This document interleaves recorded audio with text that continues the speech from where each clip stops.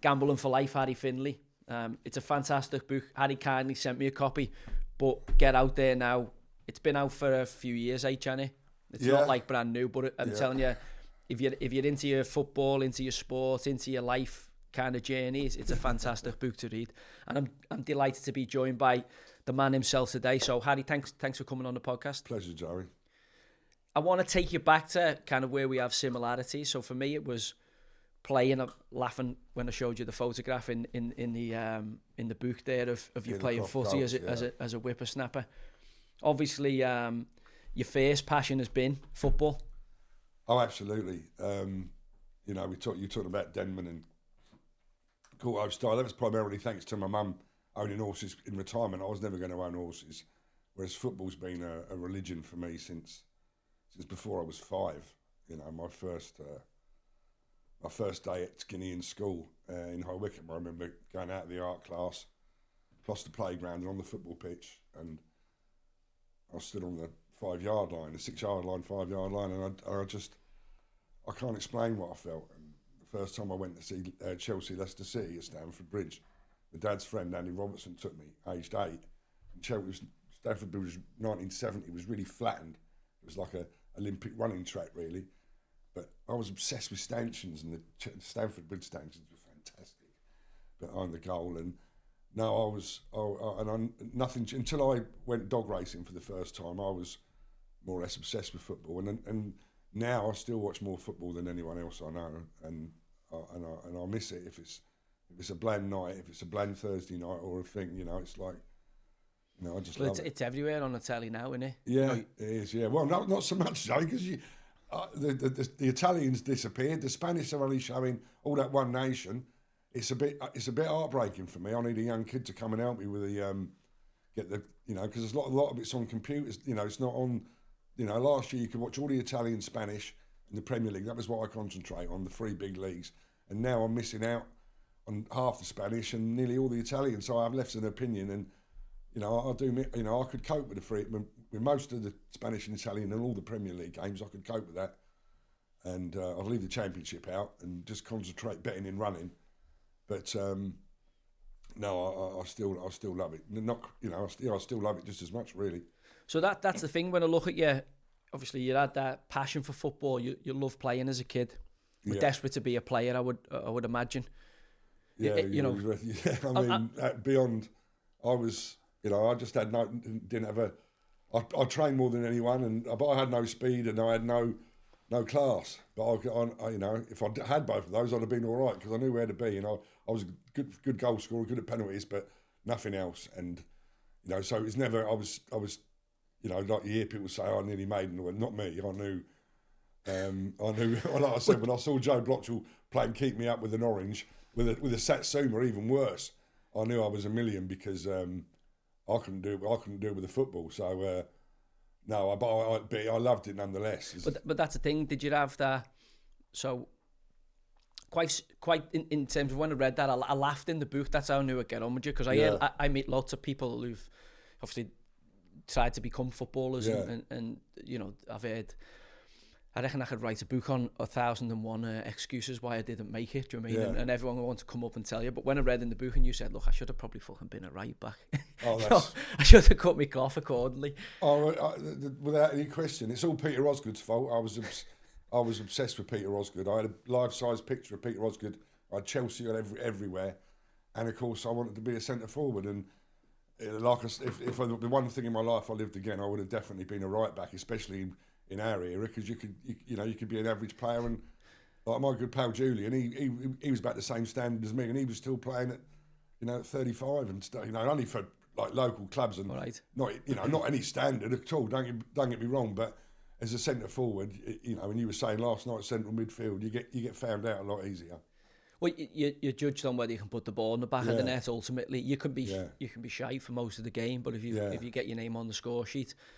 They're a strange old breed, strikers, psychologically. Obviously, it's dangerous of me to generalise, but I've had a good plethora of lads come across the dressing room who've scored a lot of goals at different levels, and there's definitely something quirky about them. They're similar to goalkeepers. I would say that there's always something about goalkeepers that makes them slightly different to the outfield players.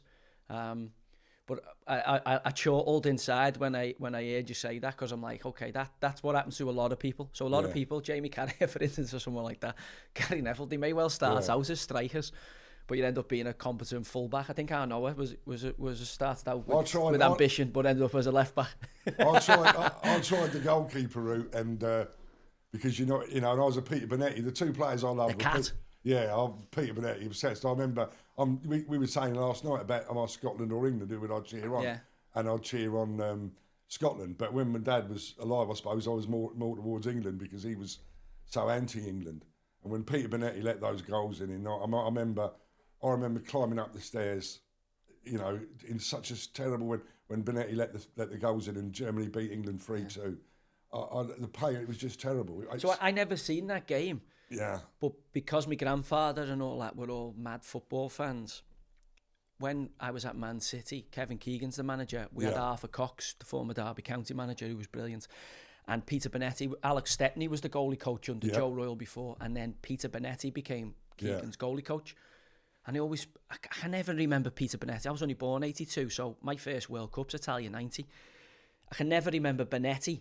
Yeah. But I asked my granddad about him, and I won't repeat what he said, because I like the cat. He's a good man, but he wasn't there. So it changed my perception of the cat, because everyone was telling me he was this great goalie, and my granddad was like, that one game. Well, unfortunately, you're seeing with Patrick Mahomes at the weekend. He's won 2 Super Bowls, but now he's the biggest piece of shit in the world because he hasn't won, which is but that is unfortunately elite level sport. You know it as good as anybody. So I want to take you back to what's your first football memory? Like, obviously you spoke about Chelsea there, like of a World Cup or a Euros. The first time it blew my head off was my dad took me to Wycombe Wanderers versus Enfield at Lokes Park in the evening. And you had the long stand, the hospital was there, it was a sloping pitch, and you had a stand, and then in front of the stand there was like a row of wooden panel seating where you could actually sit just in front of the stand, and we were right at the end of the left-hand side. And the floodlights, first time you're at floodlights, that blows your head off. And then they come out, and I was obsessed with the smell of wintergreen, and I used to run. I remember that first game, I was running that day, running to where the players come out, on the right-hand side of the stand. And they come out, and the clank of the boots as they're coming down the thing. Yeah. But the smell of wintergreen, everyone had wintergreen in those days. Wintergreen, you're talking about like Deep Eat or something like that, Ral Jacks? Yeah, but the smell, Jack, you don't hear it so much now. I used to buy it for myself. I had all the kit. Just what's wintergreen? Is he on about liniment oil? It's an oil. You used to buy it in an oil. Like white? Sort of white oil, sort of thing. Very thin, but you'd rub it. But the smell of it, wintergreen oil it was. You getting mixed up with that? No chance I'm getting mixed up. Puff Daddy party or something? No chance. I was obsessed with wintergreen. My bag used to stink of it, and all the bags, all the Penn Miners players used to. So I remember going, I'm a little bit later than you here, but I remember going to Knowsley United when my dad played there, and I remember them having like Deep Eat and Ral Jacks and Olibus, not Olibus. Yeah, well, in the 70s, when I was a kid at school, and liniment oil. It was wintergreen. All right, that smell. And it just that was and like I say, the first time at Chelsea. But I remember so many of the games, and travelling away to watch Wycombe Wanderers was. So who was your first football hero? Who was the first Osgood. god? Osgood. Peter Osgood. Like I said, full-size picture. I used to talk to him. I used to say, big game tomorrow. My brother used to think I was mad. I say, big game tomorrow, Peter. Fucking Stoke City. I mean, I went to Stoke City when George Easton scored again. I was demoralised when Chelsea didn't win that. I thought they were certainties. I'm glad I wasn't punting. So how old are you there? 9. Right. 1971. When John Dempsey, when they won the Champions League, I remember all the players from 70, the whole lot of them. So how are you getting the game here? How are you going? Dempsey, Hollins. John Hollins, yeah, Davy Webb, Charlie Cook. That was the best one, the best 11. 8 was Hudson, 9 was Osgood, 10 Hutchinson, and 11 Peter Houseman. He died young, car crash in Oxford or something. Who's the manager there? Sexton afterwards. Sexton caused all the trouble, didn't he? So before my time, this mate.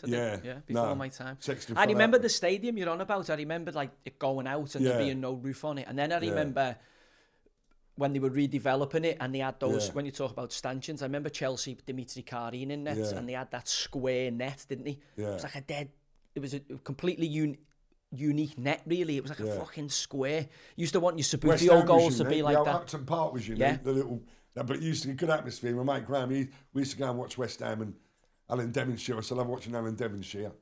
And I remember I bumped into Glenn Otto, who's a Tom Pascoe, a good pal of mine.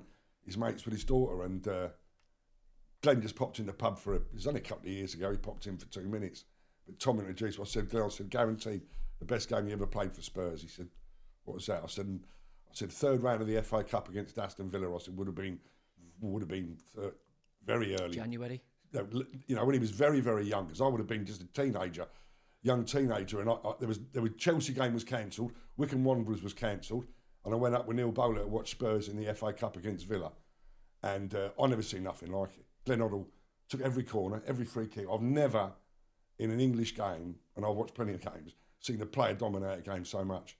Anyway, I saw Glenn in the pub, and I told him, and he sort of went, he roughly didn't remember it that much anyway. About 2 hours later, I got a text from Tom. He said, yeah, you were right. He said, that was a special game. And I've never been, I'll never forget it. I said, I went to watch England play Denmark it might have been the following week, a few days later.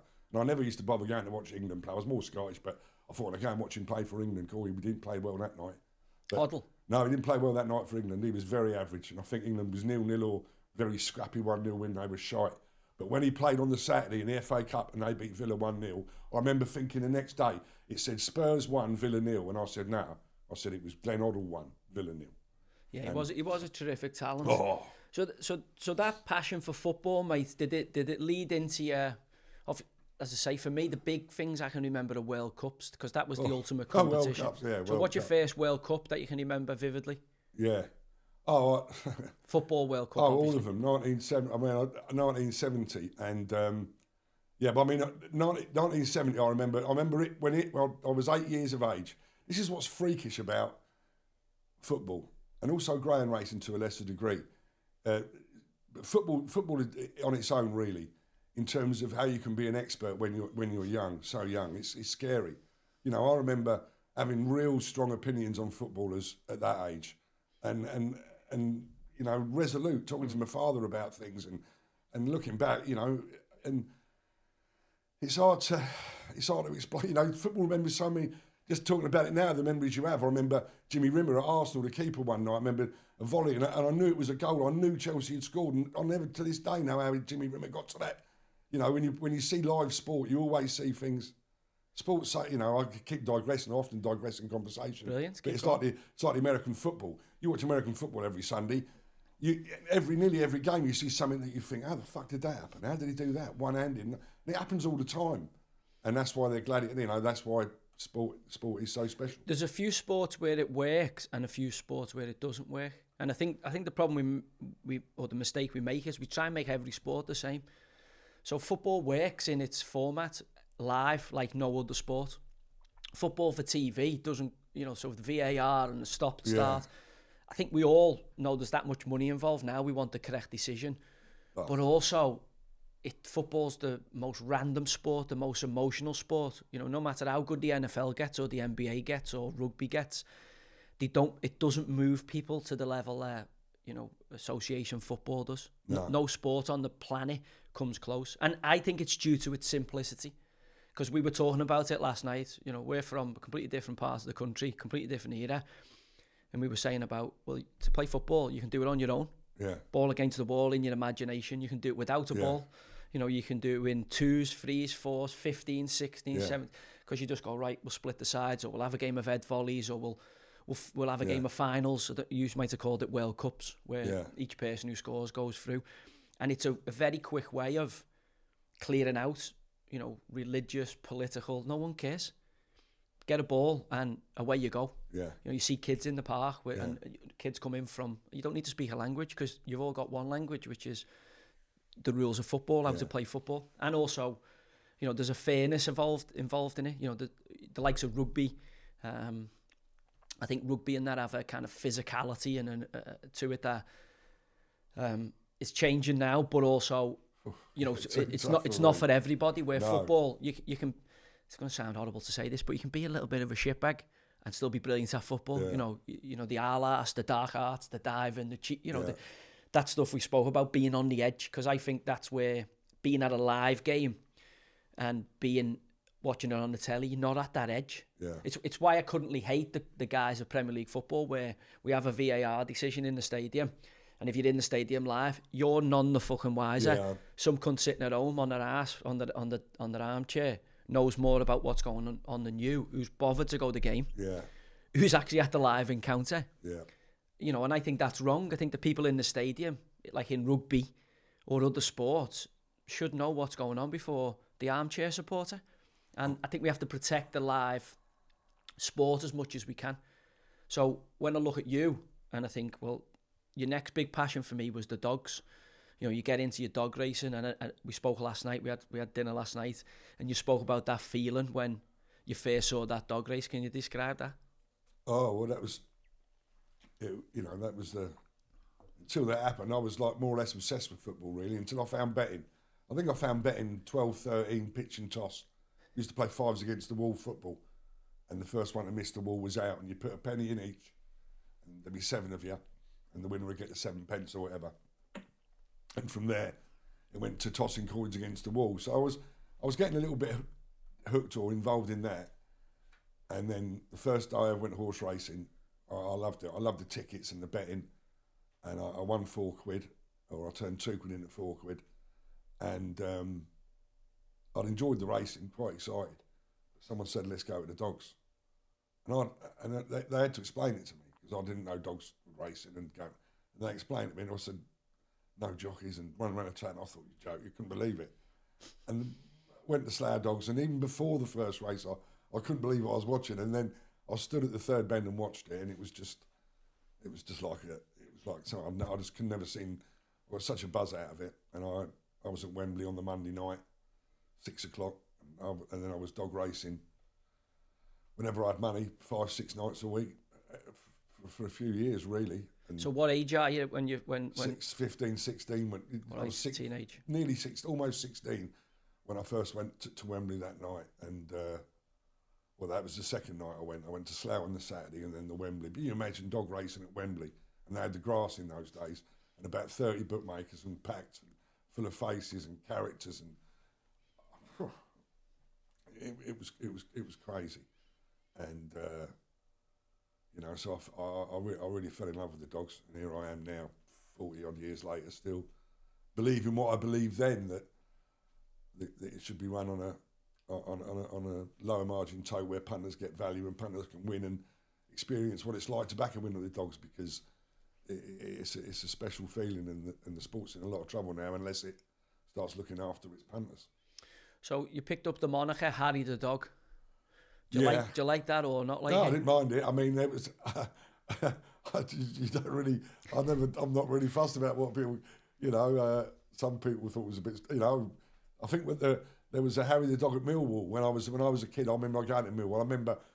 I'm not a fighter like you, Joey, but I used to go away, watch Chelsea away, and I used to be into the sort of football mass brawls a little bit and all Chelsea that. headhunters, were you? So you just got mixed up in it now and again.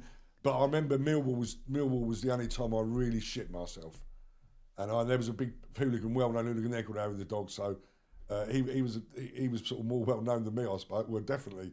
You say you were related to? Yeah, but I remember that in that cold blood. That was a real going back there. And I remember you talk about goalkeepers. We go back again to football when I was young, but I remember my dad taking me to watch Chelsea when I'd have been about 9 or 10. It would have been the year after my first. So this is 71. This is 71. This is 71, and I was right behind the goal at Spurs, where you had the little gravel, and then you had the little hoot things behind the goal, and they had their own stanchions. But it really kicked off, and I think one of the firms that weren't playing had turned up and steamed into the Chelsea fans, and it was murder. And that was the only other time I remember being really scared. I remember my dad and someone else putting me up on the pitch, and I couldn't believe what was going on. And Pat Jennings come up, and he put his arm around me, and Pat Jennings' hands were like I just couldn't believe it. And he was just such a charismatic character, Pat Jennings, and I'll never forget that moment. Well, that's what we're losing, innit? Yeah, like the characters. Bit. Yeah, I suppose so, but it was just the way it happened. I just remember shitting myself, thinking, oh my God, this is coming towards me. I was like 10, and then next minute I had Pat Jennings going like that, right next to the thing. And I remember always, the Seven Sisters, we used to walk up the road. It was quite, I went to a game quite recently before Spurs, one of the last 2 seasons, I went to Spurs-Chelsea, and even then there was a little bit of, Spurs-Chelsea.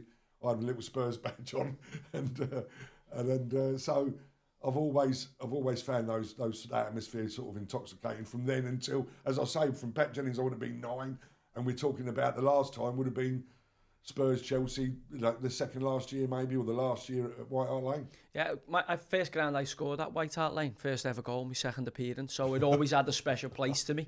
No, do you know what I mean? I always enjoy playing there, like them old-fashioned stadiums. We're seeing less and less of them now as we move into these behemoths, you know what I mean? But them, even Goodison Park, where I grew up watching football myself, a kind of old-fashioned stadium. And you spoke earlier about the bowling ground, West Ham. But what people miss with it is the atmosphere and the fucking raucous behaviour of the fans in certain that got the place rocking. You know, feels like almost at times the stands were.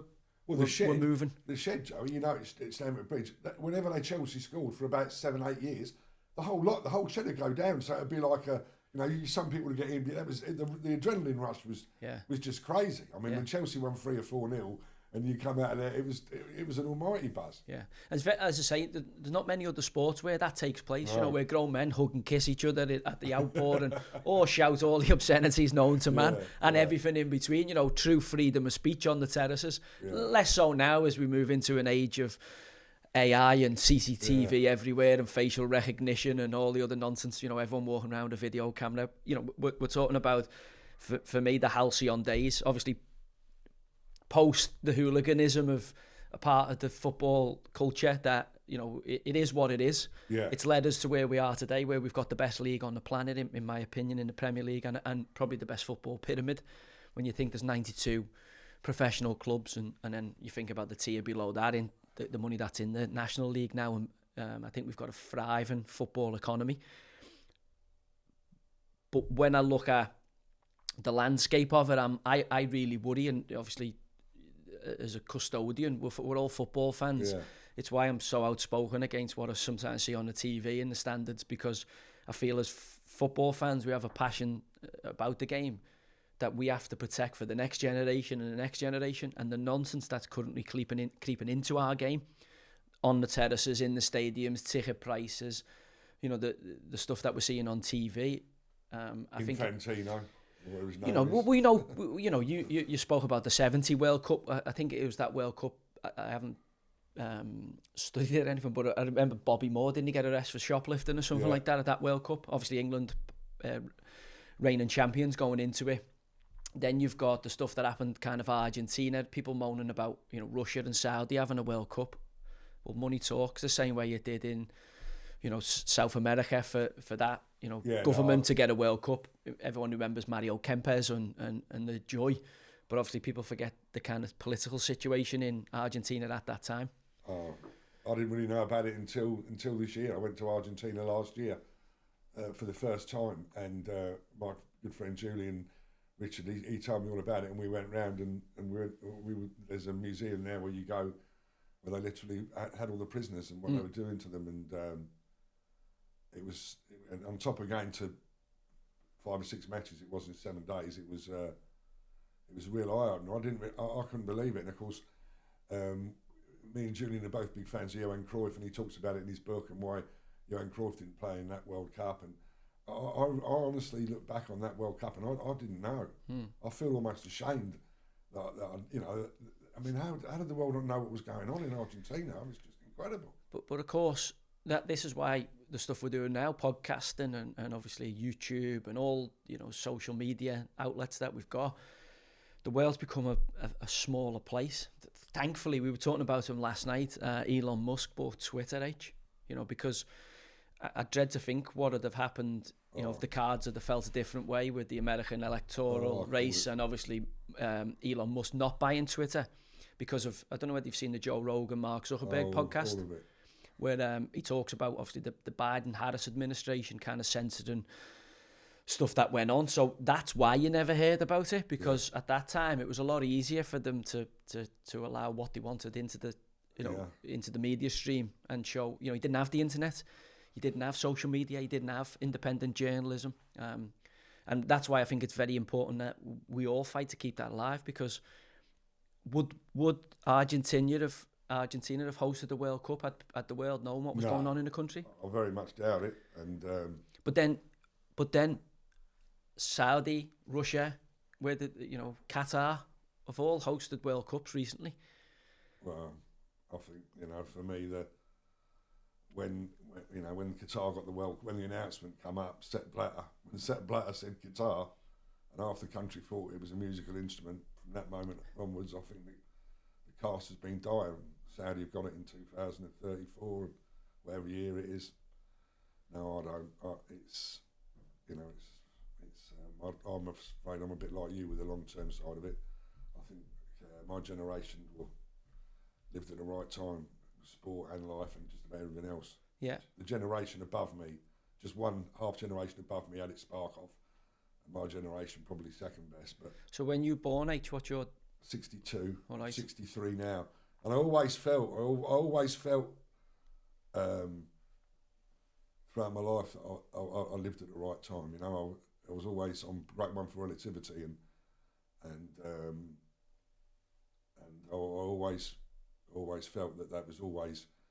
I just couldn't work out how you could bet for a living and get away with it, and because other countries you're taxed, and in Australia now, I've got my best man at my wedding. He's a successful punter, and they're charging him hundreds of thousands of pounds in tax on his winnings over the years, which is contributing to society out of control anyway. But of course, we had the Graham versus Green case. So if you can prove that you win at gambling, you don't pay any tax. And so I've always felt that, especially for me, anyone who's a punter and can prove that they win just on punting and don't have to pay any, you pay all the other taxes and you pay taxes through life, but you don't actually. I really dread to think how I'd feel now if I'd studied it. I mean, I've got a brain, and if I'd have been put my brain into something else, where perhaps I was a doctor or a lawyer, maybe anything really, where you're earning, say, good money, where you can have a good standard of life, say 100 and whatever grand a year, and I was giving over half of it to the tax man and see what they're doing with it, I couldn't do it. I honestly have no doubt I'd have retired long ago and gone, and I really feel, I feel bad enough about what's going on without having the noose around my neck, whereas I know every hour that I work, I'm contributing to my own mess, and I really feel for ordinary people for that. I always feel very lucky that even if I end up skint, and my philosophy of spending money as I'm getting older at my age now, it's so fundamentally right, because life's so short, and I can all the travelling, all the money, you can't do it when you're older anyway. And ultimately, the best buzz in the world is watching the live sport. And no, philosophically, I feel that I'm blessed to be able to watch sport and just somehow eke a living out of it. And that's do you tend to bet more on the live games you're going to, or? No, I'm going to Man City Real Madrid tonight. I've bet Man City draw no bet, only because I want to be against Real Madrid, because they've been so average this season. And of course, like someone said, and I said they've got no defence, but someone said, "Nor's Man City," and but I just think that I've done my brains on Man City over the last few years outright in the Champions League. I won a bit when they won it, but not a lot. But 3 years previously, I was on them very big to win it, and every time they got beat by Real Madrid. But no, mostly in running, and no late goals, which I'm doing my brains on. But just a feel for games in running, and just watching it and enjoying it. Do you think? Obviously, you spoke about being born at the right time. Post Second World War, the depression kind of the overhang of that in the 50s, and then you're right, born in the 60s. There, it's kind of things are looking up into the swinging 60s, and you're born into that energy. Also, we haven't got the internet. You haven't got AI. you think it's getting harder and harder to be a professional gambler with the tools that the bookmakers have at their disposal? Yeah, definitely. And Betfair's in decline, and bookmakers are getting crippled by the Gambling Commission at the moment, who are asking for intrusive questions about, you can't deposit money. That's a real problem for punters. And it can cause massive problems, because if you suddenly miss a big prize winner because you weren't allowed to have a bet, then you're in a lot of trouble for a long time. And now this is why I'm fighting. I've dedicated a lot of time and energy to trying to let people in horse racing and greyhound racing understand that you have to. The bookmakers, because the Gambling Commission are affecting their profits, their answer is to take bigger margins, crucify the punter even more, and that is the wrong way to go. If times are tight, you need to offer them a bit more value, and this is why I believe that on-course totes could be a revolution in terms of turnover and punters. Like in Ireland last week at Punchestown, they had a 3-day festival, and everyone's betting with the book. Anyone who has over 20 quid on the tote on a win bet is betting with the bookmakers, because they have to, because the tote prices are so bad. But if you had the tote running at less than the bookies, the same as we do at Lifford Dog Track, at 10% take, well, they do at Lifford Dog Track, the same 10% takeout, then you'd bring literally hundreds of thousands of pounds back to the racecourse and make the racecourse stand on their own. You could even be in a situation where the government can get money out of racing. Is that in Ireland they actually spend millions towards horse racing.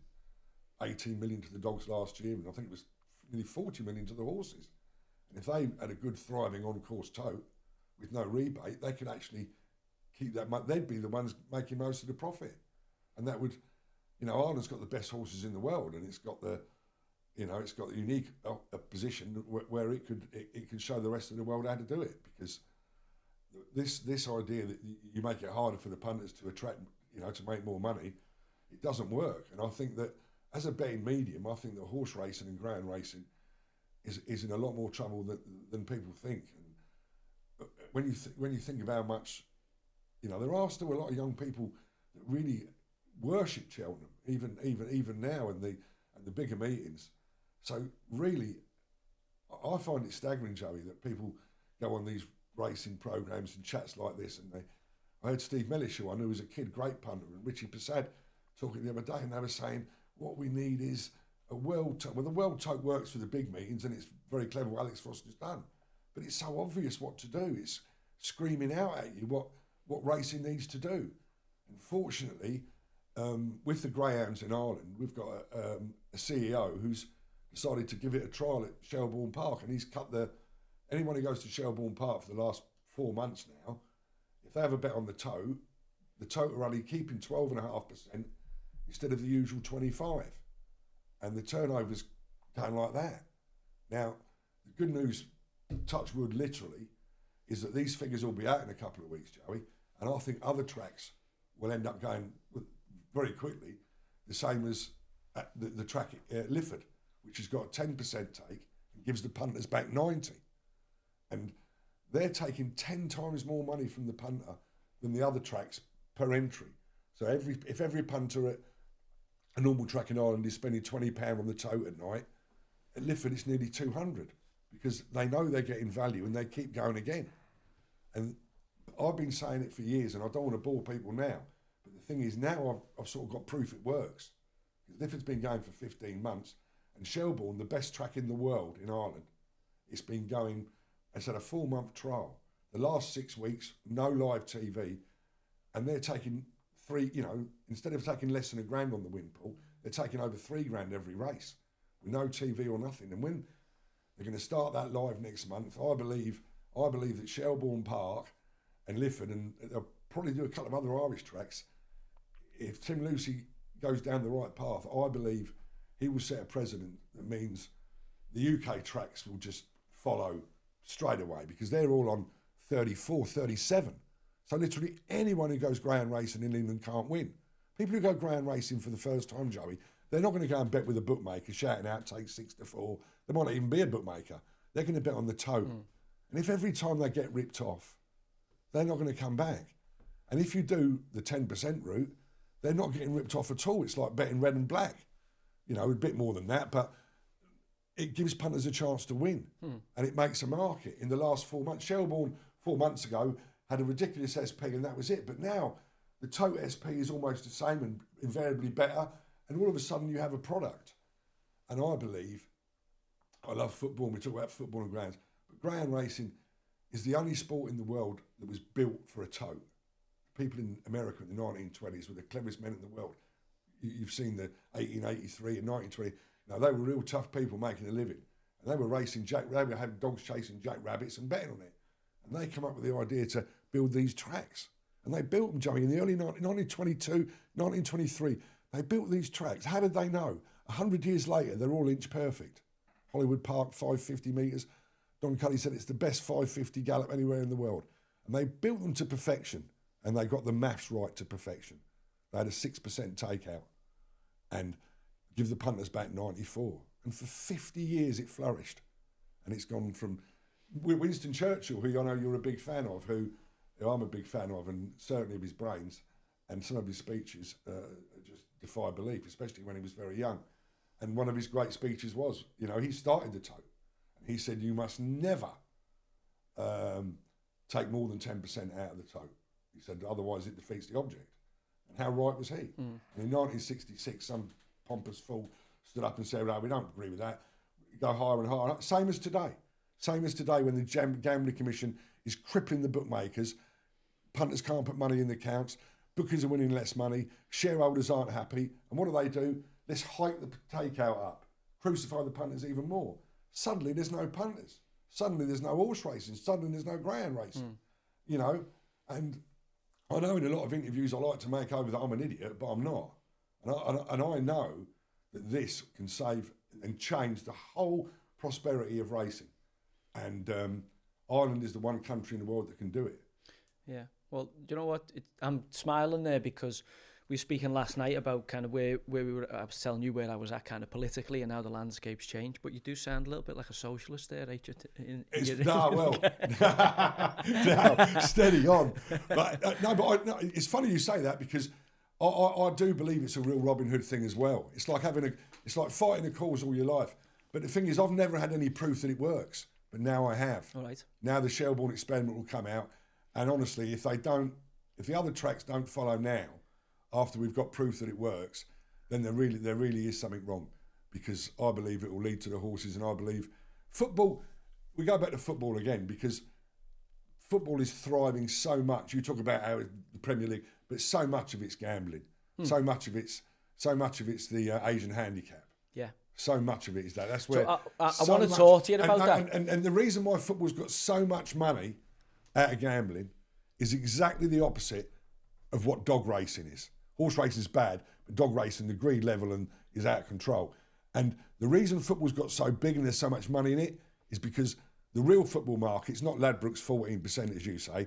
It's the 2% line in Australia, in the Far East, where you can get what you like on 50 baht or 50 trillion baht, and that is because it's low margin. They've turned it, like as I said 10 minutes ago, into a low margin, effectively red or black, and that is why football is thriving now. So you're taking the draw out. Yeah, taking the draw out, but whatever, lower margin.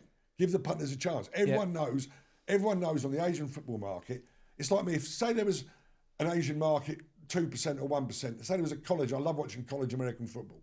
If there was a college American football match tonight and it was minus 13.5 and it was on the exchange evens 202, I would have a monkey on either team. Okay, so you got to stick with me here. I'm in your gambling terminology, but I can see no one over here thinking. So the Asian handicap, obviously Harry's famous for inventing it in this country. No. Being involved in it. Tony Bloom found it. I think it was Victor Chandler. Well, your group. Yeah. Your little group. Yeah. I mean, we were into it very early, but basically it means that the punter, like I was saying about the tote, same thing.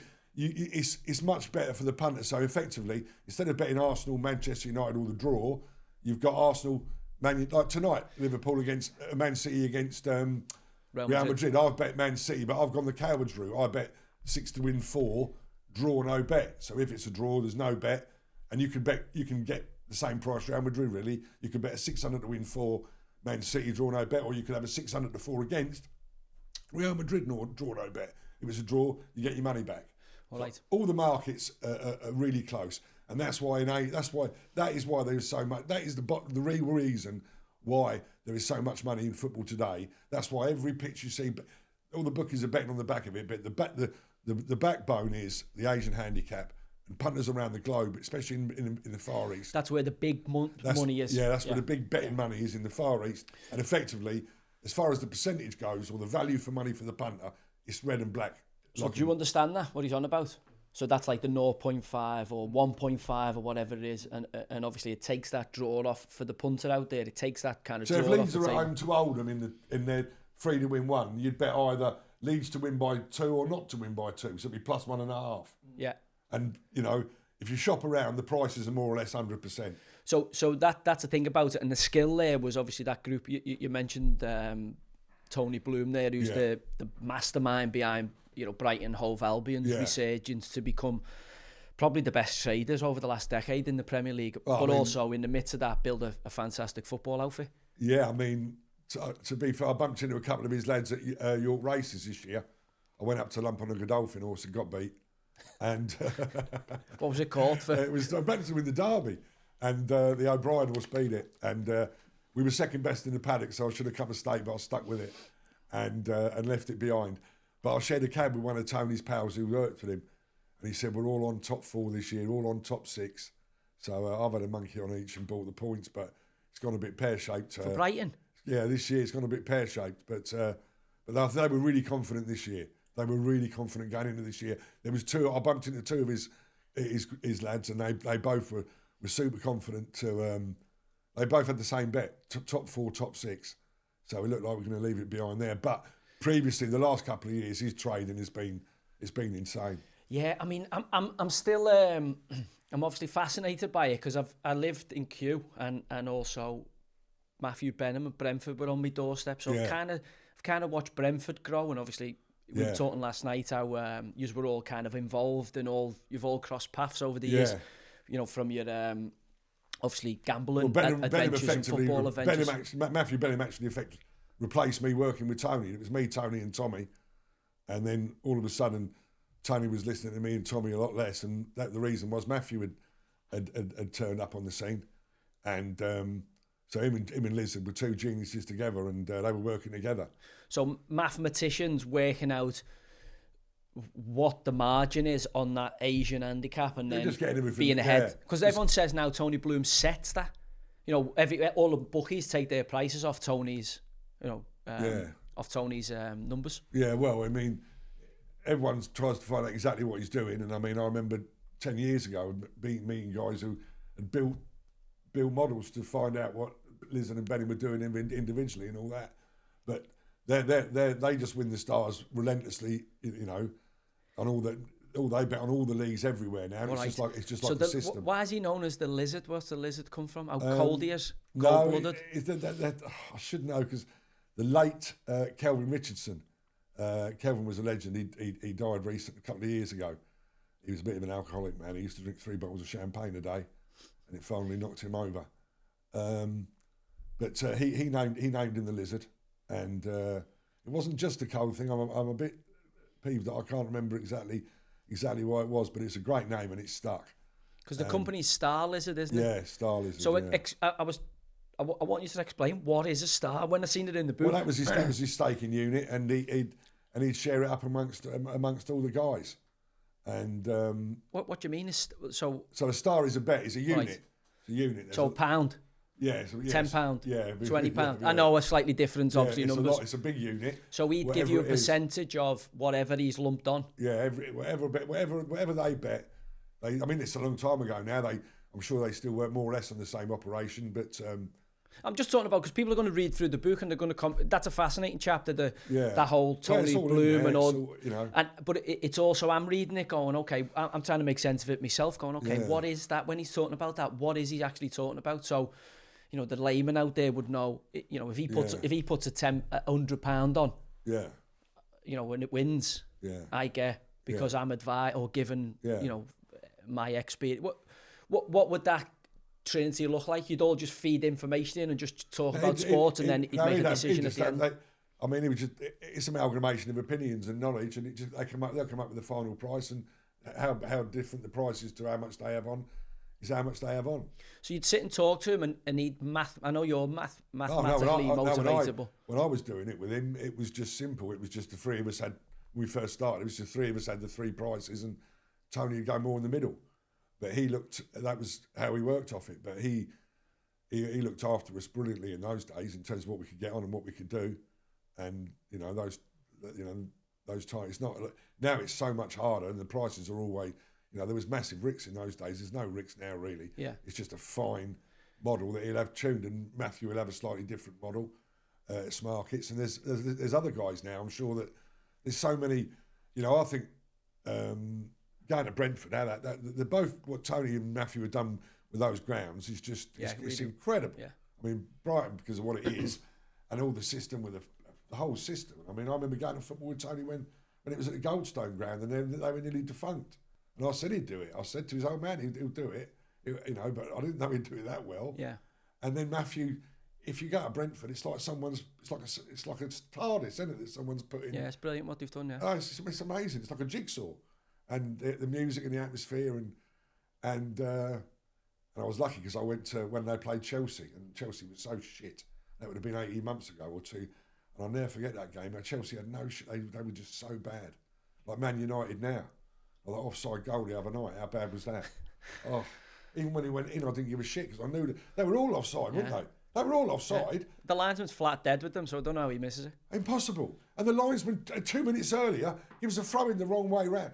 He must have been drunk, the linesman. The referee's about 40 yards away and told the linesman, no, you got that wrong. And so I thought, that linesman's shit. 2 minutes later, it cost me all right, but then people hate VAR, so do you want, you know what I mean? I don't know. I know you talked about VAR earlier, but if you're a punter there, you want VAR. Yeah, of course. I was crying for it. So this the thing, the emotional football fan, or as the cold, calculated punter who wants the right outcome. What are your split loyalties there? Yeah, no, I mean, I couldn't sleep. It was a horrible one, and straight on the back of the France-England rugby game, they was two mortal blows. And when you get older, the blows. Did you think France were going to beat England? Oh yeah, not many. At Twickenham. Oh, Joe, leave me out. No, I know. I mean, because I know the rugby's another big chapter in there. Like that's where I think. Obviously, I love sport. I got obsessive compulsive about football and was then good enough and had a little bit of luck and made it. When that's where I want to bring you back to. Yeah, France was 7-all at half time. It should have. I've never seen nothing like it. What was the commentary said when he dropped the ball? He said he hasn't done that since he was 5. No, it was incredible. France slaughtered them and got beat. It's happened before with France, we know. But the weather conditions, though, have you watched? I watched most of the rugby at the weekend. I watched it all. All right, so obviously I didn't want to mention because I only found out last night you're a mad Scotland rugby fan. No, I'm not. No, I bet the winner in that. That's the only winner I bet. But I had the 2 bets. But we were talking about Sean Edwards. And I think Sean Edwards summed it up brilliantly. It was just it was the same thing that beat France against England, that beat him in the greatest game, the 2 great World Cup quarterfinal, the best 2 sporting events you've ever seen, the last 2 big games at the rugby world, best 2 sporting things. I was on the wrong side of them both financially, but they were Goliath. They were just such sporting contests, and it was both just a bit of luck with the high ball. That high ball goes up, their challenge for it. I think France were, there was 4 on the trot went against them against England. There was 3 against France, and both matches. I know I talk about it, but referees, but France were the better teams in both. Do you know what I love about talking to you like this is obviously the balls you've got to go and put the money you have on basically a load of dogs running around a sandpit or a load of horses. I always remember speaking to the great jockeys and they said, don't forget, a bunch of wild animals just running across a field. Yeah, there's people on it, but mad stuff happens, an ankle twist, and obviously fortunes are lost and made on having the bollocks. You talked about Denman and Tony Bloom in different ways. They've had the bollocks to back up their football opinion via owning a football club and going, no, this is the way I think you can do it. Yeah. Two slightly different models of doing it, but obviously both based on kind of being smarter than the average bear. And luckily for them, there's a lot of thick cunts in footy.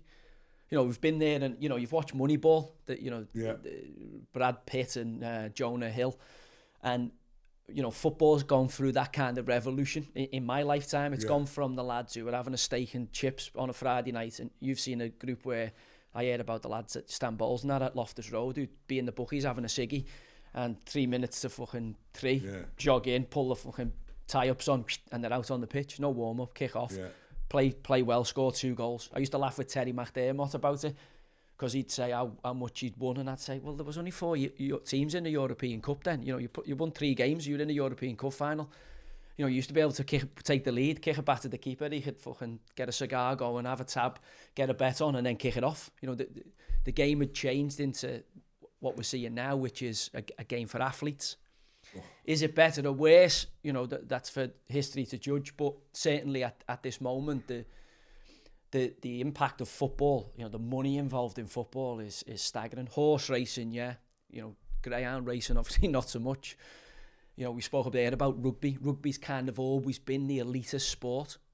But I'm sitting there listening to you talk about common sense, what you've picked up because you're a mad, obsessive, compulsive football or sports fan, and you're forgetting the emotion of it, the human factor, the stuff where the French in rugby terms have always been the French. I know. Pressure. And if you've lived in France and you've spent time with them, I became the most patriotic Englishman when I was in Marseille for that year, because the amount of shit I got off them about being English. They're laughing at us. You've got no cuisine. You've got no culture. You're all barbarians. And I'm going, no, that's the Scottish. They're above they're above the wall. But this is what you're dealing with. And then they also have got lots of historical pressures of seeing themselves as failures, especially when it comes to rugby union. They won when I'd done my money when they beat him in Cardiff, which killed me. But no, I'm more gutted for Sean Edwards. You know Sean Edwards. You were telling me, and I remember him from the Wigan days. And I've always been a big fan of Sean Edwards. I used to watch the rugby league with his old man, and I believe that I was lucky with Big Fella Thanks. My dog won the course in Derby. I've got no talent like you and no pace. I was never going to win anything myself as a sportsman. And winning the Clonmel Derby was the thing I wanted to do. And with the emotion of the 2 lads dying, it was the only thing I ever really, that was my Big Fella Thanks moment. And stand alone, forget about Denman. Big Fella Thanks was a moment in my life that that I wanted. And I think that's what Sean Edwards had in the World Cup with France.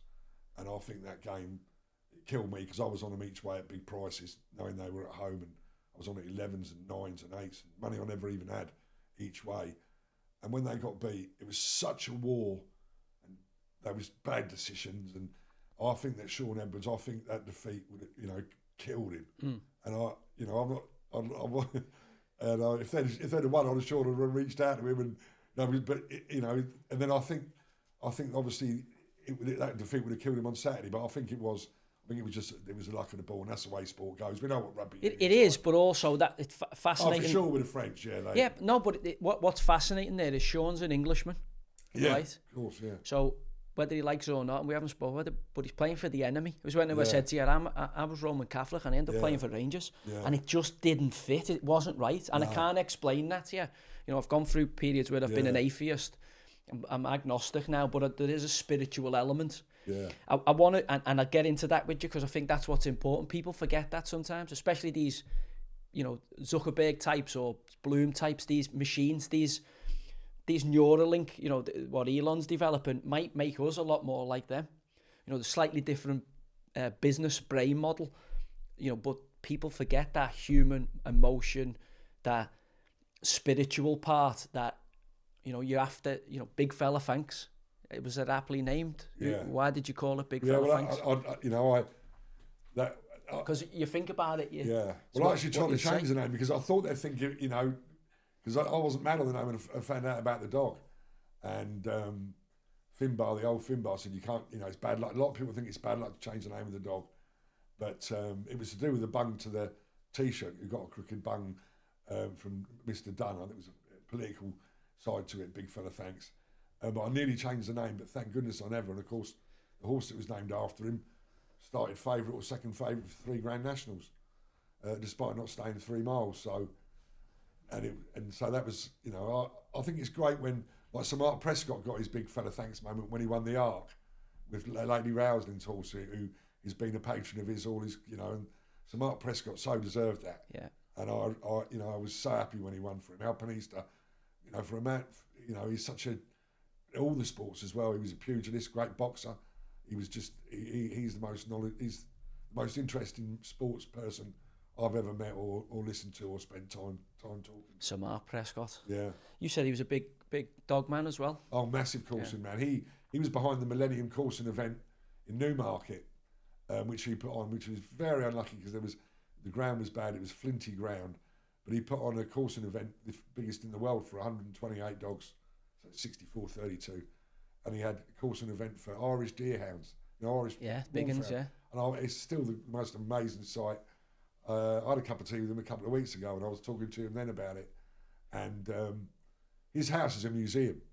He's got all the best cockerels that fought and if you just go up the stairs to his bedroom, as you go up, you'll see the cockerels that fought, and he'll tell you all about scratching for a living and so many sayings that are fighting cockerels. Oh yeah, the best. He's got the best the best cockerels. He's got them all in glass. Still goes on that, yeah? Oh no, it doesn't go on now. Right. This is from the past. Okay. It still goes on in the Philippines, and it still goes on, but very, very rare. But this is from the past when it was a massive thing, when the top cocks were the, and he's got them all, and the bullfighting. He tells you stories about the bull, where it's staggering that you can. The people that love the bullfighting say what you say, but bullfighting, yeah. So you put two bulls in a... the bullfighting in Spain. All right, like the Matador and all that. We used to have that here, did we? No, but he'd go to, he was like Hemingway, he'd go and watch... The best bullfighters in the world. Right. And all the aficionados at that level, they all love the bulls. They all have, the great stories that Prescott tells you about bullfighting, it's all about the bull. When you have a great bull and they save the bull and he tells you the story, and then the bull becomes a great stud bull, and then he actually shows you it's actually in his thing.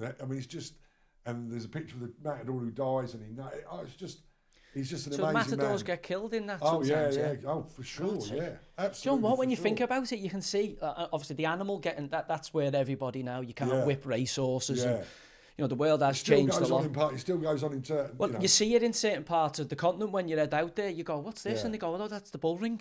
Yeah. And obviously on a Saturday night, that's where the community, and these different cultures and, there's, I see the one where they all get chased around the city centre by the bull, and I think, what the fucking hell's that for a game of soldiers? Yeah. You have been there. Yeah, no, I've not chased it, but I've been to the town where it goes on. Yeah. Which health and safety kind of goes out the window, doesn't it, when you've got a bull rampaging around the town? But Mark Prescott, obviously famous for the horse training and obviously landing a punt on the horses. Yes. But also, massive sportsman and historian when it comes to sports that we don't no longer see. He's always fascinated me because you don't see a lot of racehorses. You don't see him with a load of horses like Sir Michael Stout and obviously Cecil and so on and so forth. But always have to be respected when you see his horses travelling into the he's a handicap specialist. And I was sure he's very good at what he does, and he's done it. When I was a teenager, 16, 17, he had a horse called Spindrifter that won about 18 races as a 2-year-old, which is the record, I think, or very close to it. So he's been around, his career's been my punting career. So, and we met through the dogs, and we both had dogs run against each other in the quarter-final of the Clonmel Derby. All right. It was the Oaks, actually. And so the Clonmel Derby for people is Ireland. Is the biggest race in Ireland? Yes, of course. In one dog against the other, where they wear muzzles, and the first dog to turn the hair wins. And Mark goes every year. Got to remember, lads are going to be listening to this who the Waterloo Cup and hare coursing in this country. A lot of Liverpool lads know. I mean, the last Waterloo. But there'll be lads who won't know what it is. Yeah, which is scary, isn't it? Yeah, well, they can. If you go to YouTube and put in Waterloo Cup, they've got pictures from 100 years ago. Great pictures, great videos of the Waterloo Cup on YouTube, and sadly the one from the last year where I said in the book that I thought Mark Prescott was going to throw up all day. He looked so sad, and I spoke to him maybe a year ago as well. And he said to me that what was so sad, the last ever Waterloo Cup, it was so, when they had the call over, and there was like this church, this little building they do it in. There's a chain of all the previous winners engraved on the chain, And the atmosphere for the last call over was, people were crying, it was so sad. But what Mark Prescott said a couple of years ago was, he said, I didn't realise I was never going to see all those. He said, I knew it was the last Waterloo Cup. I knew I was going to miss the course, and I knew it was a tragedy. He said, but at no stage did I realise that I was never going to see any of these people again. People that I'd spent 7 or 8 weeks of the year with every weekend, sharing sport and sandwiches and soups, and they're gone. Community, yeah. Gone. There's no other. You'll never see him again in his life. And he was, he's getting, emotional in his old age, but he's the greatest storyteller of all time, without doubt. He's a fascinating character, as you are, mate. So I want to go from frustrated footballer, loves sport, obviously obsessive, compulsive, passionate about lots of other sports as well. You want to predict the outcome. My betting for me was trying to use all the knowledge I'd, from being an avid sports fan to predict the outcomes, because I cared a little bit more. I'd go and put, as I say, a bet on for my granddad in the betting shop when it was horses. Not really the dogs. I never messed with the dogs. I didn't really understand them. And then obviously the football for me, because as you rightly point out, at a young age, if you love your footy and you're good at it, all of a sudden you've got a really strong opinion on it. As I say, the maturation later on, and you think, fucking hell, how was I that head strong as a kid? But anyway, you was, and you believe what you believed. And as I say, for me, when I think about you, I'm going, okay, at what point there did you realise, obviously you've had the feeling that the dogs have given you when you've gone, to Wembley and Slough, as you said. But at what point do you realise, do you know what, I'm going to get a dog? And I'm very young. I bought one. I bought my first one the first time I went to Clonmel when I was 19. I was 19 the first year I went. Who took you there? How'd you get there? A guy called Lenny Langley in Downley in High Wycombe, and he told me about Clonmel in the pub about 2 nights before, and he said where he was going, and I said, you're joking. And I thought, I just couldn't believe it. And I remember clear as a day. We went into Tralee. There was an old Brodie Burt the bookie. He had all over the walls and everywhere. He had odds on the local elections, this, that, and the other. Mesmerising. The first time I was at Clonmel, I watched the first 3 courses. I thought, oh my God, there's so much. There's like 61 more courses I'm going to watch today. I still think it's the greatest. I think someone sent me a picture last week. I wasn't there, and they said, and someone I didn't realise knew it. He said best site in the world. It is the best. So you got 2 greyhounds set off at the same time. Yeah, slipped to a hare. A real life hare. Yeah, real life hare. Both wearing muzzles. There's an escape at the top where they go under. Hardly any I don't think any hares got killed this year. So it's about clipping the hare, is it? No, not clipping it. You can't. The hares are too clever. They've got eyes in the back of their head. It's when you get up level, you turn it. It's the first. When you draw alongside the hare, will get level. The hare will jink automatically. As soon as it jinks, it's over. So whoever turns it wins. Whoever turns it wins it first. The hare escapes, and they say the coursing this year and the hares were the best ever. The hares. Well, we go back to Mark Prescott again. It gets boring, but when Mark Prescott tells you why hare coursing is good for the hare, listen to him, because it's an education. And since hare coursing has stopped in England, it's destroyed the hare population. Well, you're in Charles Darwin's territory there, aren't you? Survival of the fittest, or the most adaptable, or the smartest. Yes, and exactly. And Prescott will tell you why the hare is so well equipped to cope with the battles at Altcar and I mean Waterloo Cup. You've never been. You're too young. It was on your doorstep. I mean, I remember all people, because where I'm from, as I said, we're kind of the borderlands. Yeah. And there's lots of mad dogmen or people who had, birds of prey. Yeah. I was obsessed with football, mate, so I didn't have that. That's why I bring it back to you, because when I seen you, I've gone, okay, he's wanted to be a superstar and wanted to be a footballer, right? But didn't have the ability to do it. Yeah. So obviously your next port of call are, can I be a rock star? Yeah. But obviously that's not been your compulsion. Yours has been, and then I look at it and I thought, oh fucking hell, yeah. Well, I've seen people who are dogmen, and your dog's with you, or you got to train it, take it to training. So that in essence becomes you in a animal, your spirit animal, and you're like, right, I'm going to see if I can make this the fucking best. Yeah. And to be the best for you was going to Clonmel and doing what you've done, which. And I've trained dogs myself and I love that. That was a very special time for me. The couple of years where I actually trained the dogs, and I'd sleep with them. And Oscar was, It was just weird. Hang on, you don't want to admit that here, you know. Do you want to? We'll edit that out. Yeah, no. No, No, I mean, that's, you know, dogs, you know, I had a little place. I know what you mean. Dogs are so loyal, aren't they? Oh, Do you mate, mean? I had a little kennel. I had a little kennel on the golf course, and Kay was staying in town with Jade, and me and Don Cuddy, the greatest dogman ever, he was in his 80s, and we trained 4 dogs, and we were galloping on the 7th fairway every morning at 5:30. They'd start in the rough at the bottom of the fairway, and then they'd just go up like a snooker table, and we'd gallop them and go racing. Someone would drive us down to where they'd run, and now we had a real, you know, I love the sport for. I think owning dogs. I never would have owned horses. I think that owning as an owner, I'd always advise a greyhound. I think owning greyhounds are great. You can keep them as pets afterwards if you fall in love with them. And I still think the buzz of, all right, when Denman and all that, there's a lot of pressure and outside stuff. But when you own a dog, it doesn't need to be a great dog. It can be an A7 at Romford, anything. If you have your first dog winner as an owner and it's like your pet, it's a massive buzz. I can imagine the connection to it. And it's not the money, because when I was training them myself and they were my close friends and they won, you know, I used to just get such a buzz out of it. So how did you, because it's a big jump from going to track and watching it and falling in love with it, getting a dog, and then ended up training and becoming really, obviously you won, big fella thanks ended up winning. I wasn't training big fella thanks. I know, but no, I won a few races. I had a fantastic strike rate, but I couldn't fail because I was working with a genius and I had good quality dogs. So, but it was just the fact that to be involved, really. Yeah. And my time with Don Cuddy, he died soon afterwards. I probably had 3 or 4 years with him, and we don't talk about it in the book. There was no Learjets or things in the book, but we used to.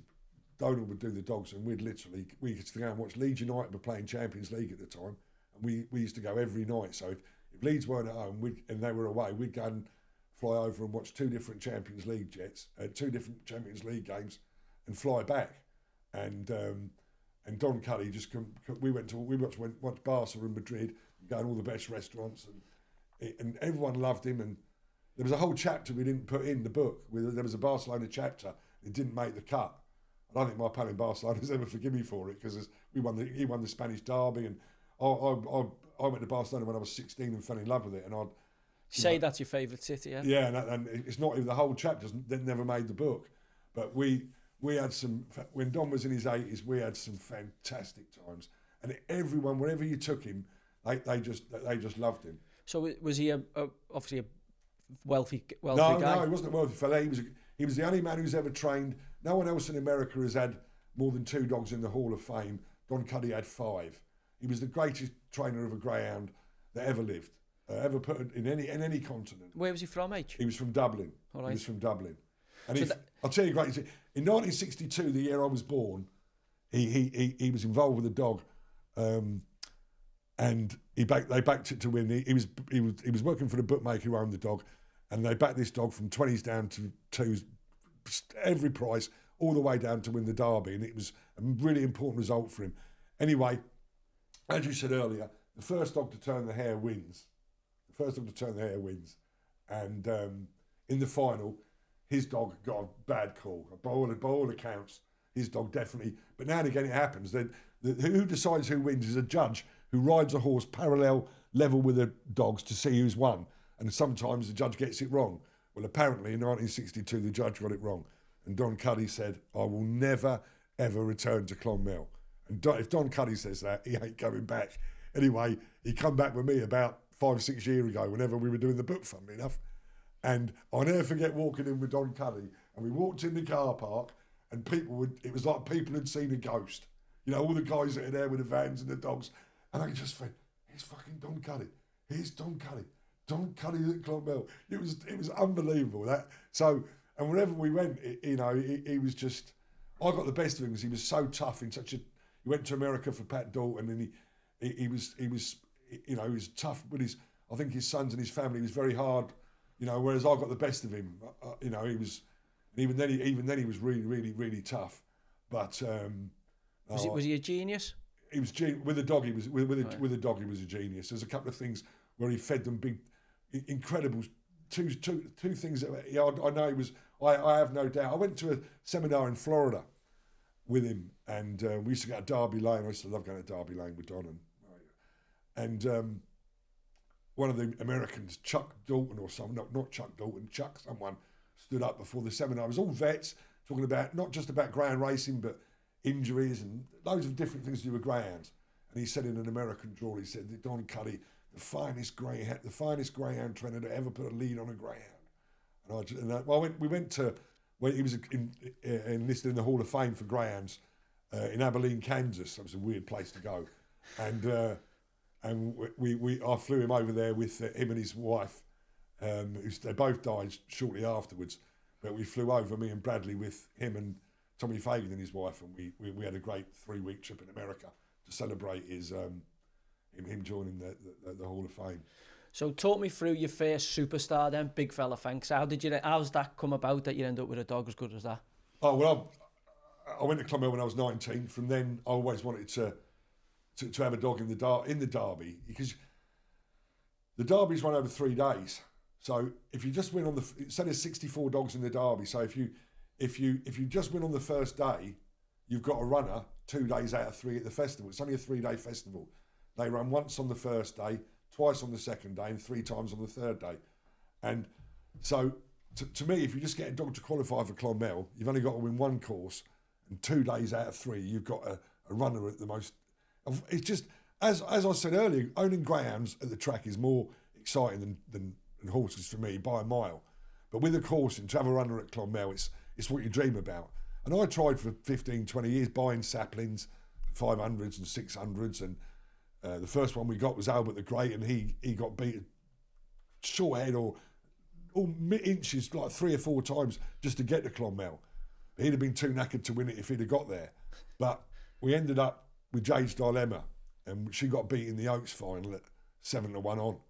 She was the biggest certainty ever beaten at Clonmel. She completely buckled down at slips, was about 7 lengths behind, and got beat by a shortest to short heads. And that was traumatic for enough. But unfortunately, the 2 lads, me and Curly O'Driscoll owned the dog in partnership, and Curly's best 2 pals were Mick McCarthy and Jack Pat. And the 3 of them were in the bar afterwards, and Mick and Jack Pat wanted to go for something to eat, and Curly said, I'm staying with Harry, we're drinking, I'm not eating, because I was staying to go at the track. And the 2 lads got killed at the next roundabout. And one of them was the best Gaelic sportsman or footballer in Skibbereen in the village. And Jack Pat they were the 2 biggest Jack the lads in the village. And most, it was just, we were so down about the dog getting beat, and then all of a sudden you get a phone call at 1 a.m. that Mick and Jack had died. Yeah. And, that was it. That was it for, they should really make a film about Big Fella Thanks, because it is the most amazing story. It was an ethereal moment, because they both died, and then there would have been no more coursing ever. And Dennis is back now. He had 4 dogs this year at Clonmel. So great news for Dennis O'Driscoll, the trainer. But they would never have been training dogs again in the village. It would have been a terrible thing. And then all of a sudden, we hear about this dog the next year, Big Fella Thanks. And Brendan Matthews, who won the Derby again this year, the legend from Newry, he'd seen Big Fella Thanks, and he'd gone to see the man, Anthony O'Connell, to buy the dog. And the dog wasn't for sale, because Anthony O'Connell, he was a fairly wealthy man, a family man. He had the same dream as we all have, to get a runner at Clonmel, and he'd got a chance of winning, and the dog wasn't for sale. So Brendan said, well, he said, it's not for sale. He said, but if it ever becomes for sale, I'm getting it. But then Martin McDade rang me and said, you've got to get this dog, Big Fella Thanks. So I told Martin to ring the owner up and tell him about the 2 lads and everything that's gone on, blah-de-blah-de-blah, and we bought him for £19,000, which at the time was a lot of money to pay for a coursing dog. But I was going to say, I had to duck and dive and get the bank, and bang, we bought Big Fella Thanks. And we flew back from Australia to watch him run. He was 4-1. There was 64 dogs in the competition, and he was 4-1 favourite. And in the final, he was 4-1 outsider. The betting in the final was 4-1 on Toy Razor and 4-1 Big Fella. And you can watch that on YouTube as well. And before this, like I'm not. I'm worse than you. You're an atheist or whatever. I'm agnostic. Yeah, well, I'm even worse. I was basically brought up as an anti-theist, but always and still do. But when Big Fella Thanks went to Slips for the final, it was the last course of the century. We got beat the year before at 7-1 on the. It was the whole crowd. You know, Ireland is a religious country, and the whole crowd. It was just crazy, and the hair went past and went up, and it was a bad hair, so they didn't slip to it. If the hair's not really strong, they don't let the dogs go. They take them back into the shield. So the first hair went up, and I looked in the sky, and I just said, I've done my deal. I said, if I had the choice of all the money in the world, or future anything, or gold cut anything, this is all I want. If Big Fella Thanks win this is all I will ever ask for. And whenever Denman did get beat or anything, we always think, doesn't matter, Big fella won the derby. And then, of course, the first thing hair never slipped to, and then the second one, if you watch the course, it's the greatest course of all time. When he wins it, it was just unbelievable. And luckily for me, I'm sort of, the tension of it all, the pressure of it all, because he nearly never run the last day because he was so knackered from the third round. He couldn't win really, because in the third round he was in the field for nearly a minute. And it was touch and go whether we got him there in good shape for the last day. So the pressure of all that, I sort of broke down before the semis, and when he won, I remember it all with great clarity, and I knew then it was going to be the best day I'll ever have in my life. And it's you know. Well, you've had some good days, mate, but that certainly. Yeah, that was the one that was a standalone day for me. Well, some people never get a day like that. You know what I mean? You've had a load, mate. Oh no, that's what I'm saying. That's why when you get that, you can't ask for. I'd never mind. You know, I'd never ever ask for anything else. Certainly in terms of ownership or anything like that. Well, there's probably been a load of kicks in the bollocks along the way to get that. So you know you have to keep fighting through and pushing. But to get that, and then obviously to go on and you know, Denman, as I say, Kato Star captured the public imagination in this country to be. It popped up. I was watching the racing channel the other day, and it flicked over, and it had some of the horses going through, and there you was on the back, you know, with your head. I could see your obviously slightly darker hair. Yeah. Couple of years ago maybe, and there you were, you know, with your glasses on, absolutely buzzing to be in the winners' enclosure there with obviously Ruby and the team. That must have been an incredible period. How did you end up transitioning from being Big Fella Thanks into Paul Barber? Just meeting Paul Barber, the farmer, and we got on great, and that was it really. He took a shine to me, I think. And was he involved in Brighton? No, he's the CEO of Brighton, Tony Bluesman. That's a different Paul Barber. This is the old farmer who sadly passed away, and his brother, who was a fine man's, passed away, Richard Barber. Paul Barber was the man who sort of the mentor of Paul Nicholls, and he owned Paul Nicholls' stable, and he owned the house down there, and literally no bad memories of my time with Paul Barber. And he looked after my mum. They owned horses together, and then one of the first ones we bought, or about the fifth one, turned out to be Denman, and that was just luck, really. Which was totally luck. Everyone else didn't want him because he was hobdayed, had a wind up, and Paul Barber and Paul Nicholls didn't like that. Didn't mind that at all. They saw that as a result, so they bought him in. Paul Nicholls bought him as soon as he saw him, and Paul Barber said, "No, you won't. I'm having him." And luckily, he rung me up, and I was half in. Again, in terms of, you know, training athletes or training, you know, the dogs or whatever, you're rubbing shoulders here with talented people in their domain. You know, you're saying about the great greyhound trainer Paul Nicholls, phenomenal trainer. Yeah, great trainer with chasers, I think. Great trainer, great. I think he's a great trainer with chasers, especially. But no, he'd be a top trainer. But you know, there's a few. Nicky Henderson's a legend. Nicky's still getting the ammunition now, and Nicky was fairly young man when I went there when I was a real young lad with Carol, and decades ago. So he's amazing how he keeps going, Nicky Henderson. I actually spoke to him at a Cheltenham preview. I think it was the year before last, and if you had to live anyone's life, Nicky Henderson. I don't know if you know about his father, but his father was a colonel and high up in the army. He actually, it's because of him that Kempton and Sandown are race courses, unless I'm mistaken. And to still be at that age, to still be training horses like, you know, involved with Constitution Hill and all that, and now it's odds on again to win the champion hurdle. To still be getting up at 5 a.m. and to be involved at the cliff face of a champion hurdle now in 2024. I mean, He trained to see you then. That was like 30, 40 years ago. Yeah, but if you're obsessive compulsive and you're good, you go out on your shield. So I think if you've got a sport in life, if you're directly involved in sport, I mean, all the other sportsmen, all the other sports and quality of life, people don't know what to do with themselves. But when you're at Nicky Henderson's age and you're still getting up, I mean, it must be such an amazing. To me, the saddest story is Bill Shankly. Shanks, yeah. To me, you know, when Lewis Hamilton, I rang up. I don't know anyone there, but when Lewis Hamilton I was on Schumacher Big when Hamilton got cheated out of that last lap. I mean, it got me a few quid, but it was, to me, the most respect I've ever had for Lewis Hamilton was how he handled that day. Because Verstappen, it was just vile. It was, I mean, I loved it. Wrong, yeah. I loved it, but it was so wrong on every level. Yeah. And how Hamilton composed himself, I couldn't believe it. So anyway, there was talk during that summer of him not coming back, retiring from the sport. And I got hold of someone. I rang up the garage at Woking. I ended up speaking to this woman who was part of the team thing, and I said to her, "Listen, you don't know me, but da-da-da-da." I said, "You must get." I sent her 2 things on YouTube. I said, "You must get Lewis to watch these," and it was two documentaries on Bill Shankly. And I said, "Don't let him retire." I said, "Don't let him retire because he'll regret it to the day he dies." And I tell all sportsmen that I know that, by the way, but especially Lewis, because he was entitled to retire. If I'd have been Lewis, God knows what you'd have fucking done. Jesus Christ Almighty, Max Verstappen would have been stuck on a fucking pole somewhere. Good God Almighty, I can't imagine what would have happened. But Lewis Hamilton was so good.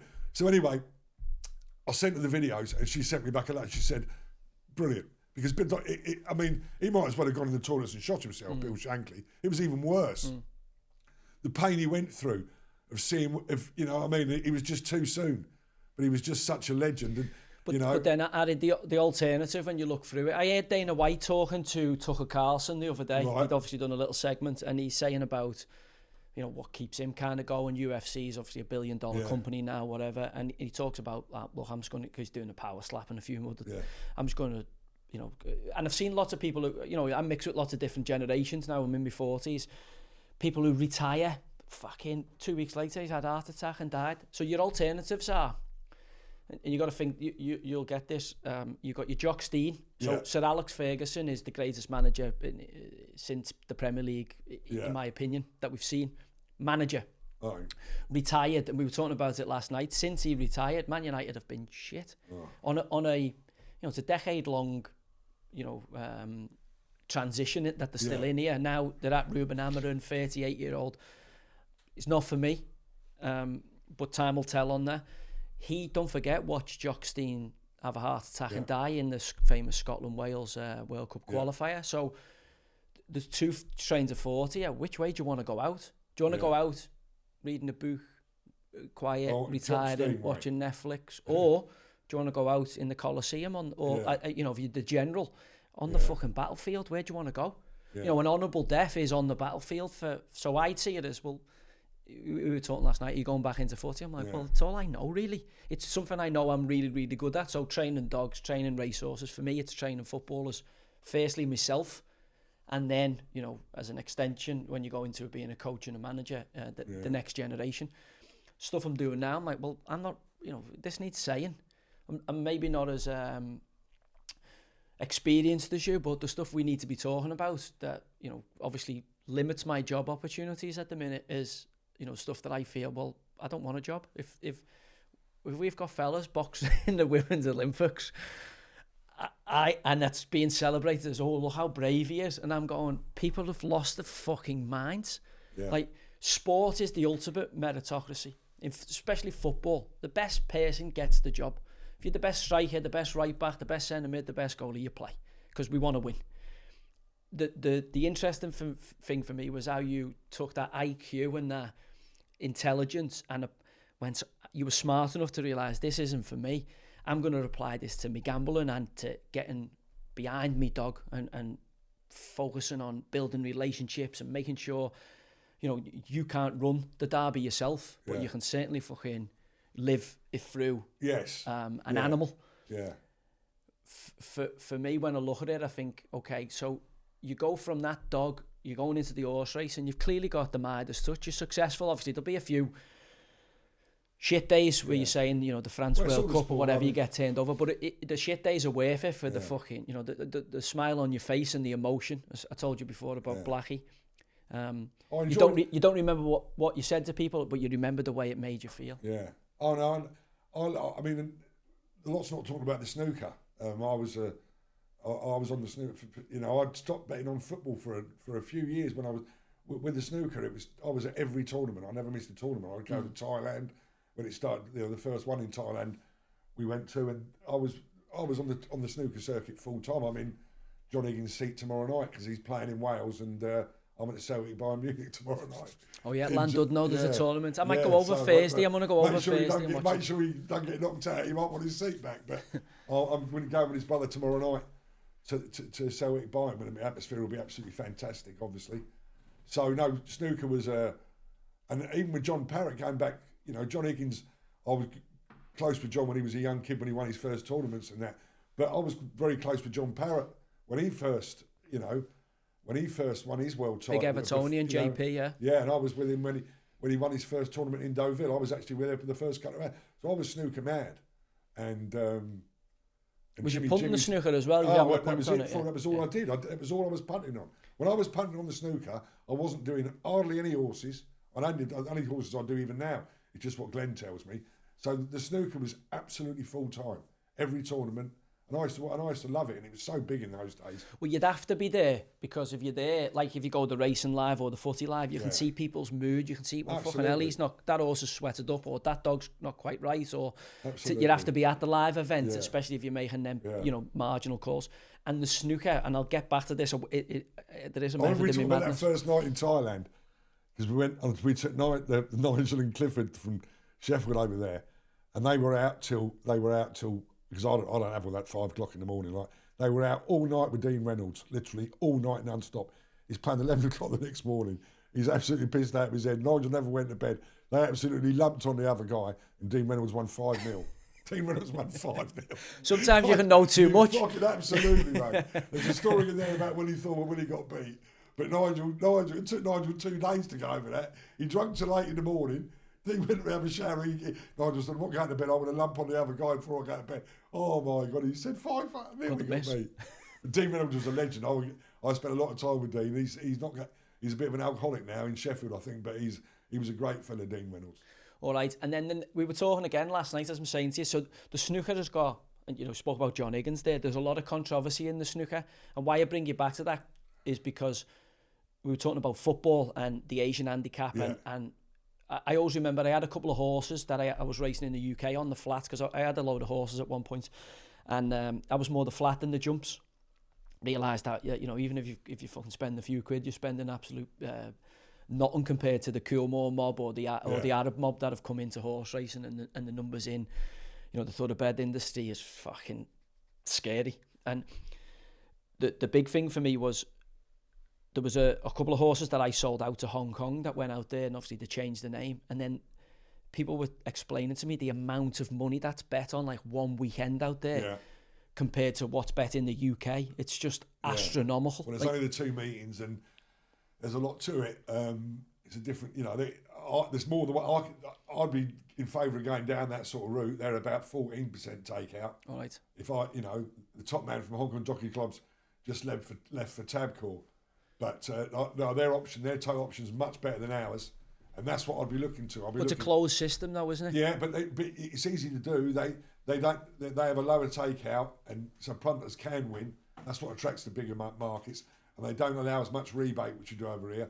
So I'd certainly be my Lifford model is so much closer to the Hong Kong model than it is anywhere else. So yeah, I can only agree with you. What I understood about the Hong Kong market was, a lot of people who, so the racehorses will get bought from other markets and go out there, they'll change the name, and then they go in, you have to buy a permit or something to own a horse. Yeah. You know, all the horses are protected, like the royal family, because of the fear of contamination or people messing with them, because there's that much money bet. And lots of people, I'm told, don't even like horse racing, but it's a networking event for the hoi polloi of business and society in Hong Kong. Yeah. And why I say that to you is, obviously, you've got, you know, that kind of betting market, Premier League football, because of, you know, AC Milan, Inter Milan, you know, the Juventus, there's always been an element of, you know, certainly with Serie A, whether it was, you know, players failing, drug tests, Fernando alone or whatever, referees being corrupt, as we've seen with Juventus being demoted. You know, France has added stuff. I was out at Marseille, obviously the Bernard Tapie kind of era and what went on there with Marseille. Spain's obviously got Real Madrid, Barcelona, all the referees and kind of mad decisions out there. And the weird thing about England is it's always been seen as this bastion of fair, maybe not the best standard of football. Straighter. Oh yeah. But certainly a lot. And then when I got banned for gambling. Yeah. That is a lot to do with why the Premiership's so strong. Well, I'm just going to say to you, why I got banned, when I got banned for gambling, why they banned me initially for 18 months. You know, I had a Paddy Power account. I was telling you about it, and they fucking grassed me up. After years of working with them, and then what happened was the FA come down on you at the level they do, and I was like, that's fucking disproportionate. You know, money having a footy accumulates. It's mixed in. They could see me thousands of other bets. They don't differentiate between when you're having a bet. You know. When the whole thing about betting being illegal and banning people for 18 months with gambling is if you're betting against yourself or if you're betting where it can change the result. If there's absolutely no way that the integrity is an issue, it shouldn't be clamped down on so hard. And I know the Ivan Toney story, and I know that the stories about him, he was real mug punting, and you know there was absolutely zero where he was doing anything that was, you know, contentious with regard to the outcome of an event. You know, he might have been betting himself to be a goal scorer, and you know that can't be a criminal offence. He's a penalty taker or whatever. Bloody, no wonder he did it. Taker, yeah. If I'd have been him, I'd have been betting myself top scorer because I don't think he's ever missed one, has he?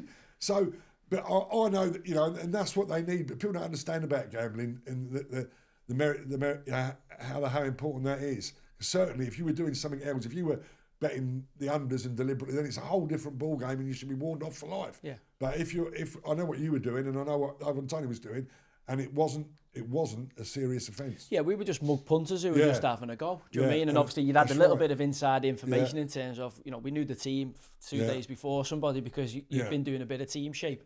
You knew you weren't in it because you were injured, or you know whatever was going on. Whereas the throw-in stuff where you got a pre-arranged thing that you're not going to have a throw-in and sell it on, you know, that's a different kettle of fish. But them lads have been open about that. You know, you had, I think, Merce and that were talking about that in it, or, you know, panicking on that. So again, you know, where there's a will, there's a way. If there's a way to fucking have a few shilling off, and I know lads who've gone in and, you know, at the end of the season, there's been a game where both teams can't go up or can't go down, and they've decided, you know, the lower level players, they can get a bit of holiday money that takes care of the summer, you know, which is wrong in my book, you know, because obviously, you know, the level I played at, you know, that was the kind of integrity. And then when I got banned for the level I did, it was explained to me, well, that's to protect the Far East betting markets for the integrity because of how much money is put on out there. And then you put 2 and 2 together and you go, all right, I kind of get it now. Now, the big danger for me is, you know, so, and again, I'm a bit long-winded, I'm getting it, but I'm getting around to it. The big danger for me was, okay, so who actually has a massive sway on the outcomes? Well, the traffic wardens now with VAR, Stockley Park, you haven't got the refs not refereeing in the game. Who's liable to human error? You know, you're saying about the guy riding the horse next to the greyhounds. Liable to human error. Obviously, we've got technology to help us here, so we should make less human error as we get more technological. But also, when you look at the David Coote situation, the referee, and everyone's going, David Coote, okay. I'm going, okay, well, it's lockdown, so that's 5 years ago. He's been sniffing cocaine, so, you know, we were talking about it last night. My upbringing, I kind of know a different part of the world than maybe some people are aware of or awakened to.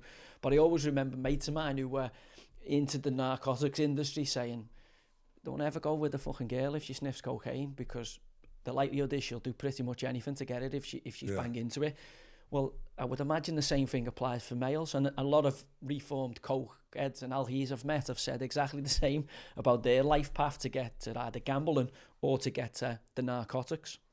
Now, if David Coote's been sniffing cocaine in a flat and being recorded in 2020, for 4 years he's been refereeing games, who's had that video what have they got him to do to keep that video from being made public? And have we investigated every decision he's made in every game? No, because they're petrified now that these markets will be affected. So the big thing of him, oh, he's gay. It's just a fucking... He might well be great. Is anybody asked whether anybody's gay in 2025? No. Who cares a fuck? This is not 1975 when the church is still in control. That was 4 years ago, that thing. It was in lockdown, so... Had to be. Yeah, and obviously don't get these started, the Liverpool fans, because these believe, the whole world's against them in the Red Empire. Not anymore. But the David Coote thing fits that narrative. If you've got a judge who is in charge of the outcome, and goals change footy matches. Getting that first goal certainly in Premier League is in anything is huge. But for me, I'm looking at it going, we're not asking the pertinent questions here, H. And the pertinent questions is, who's had that video? How long did he had it? What's he bet on?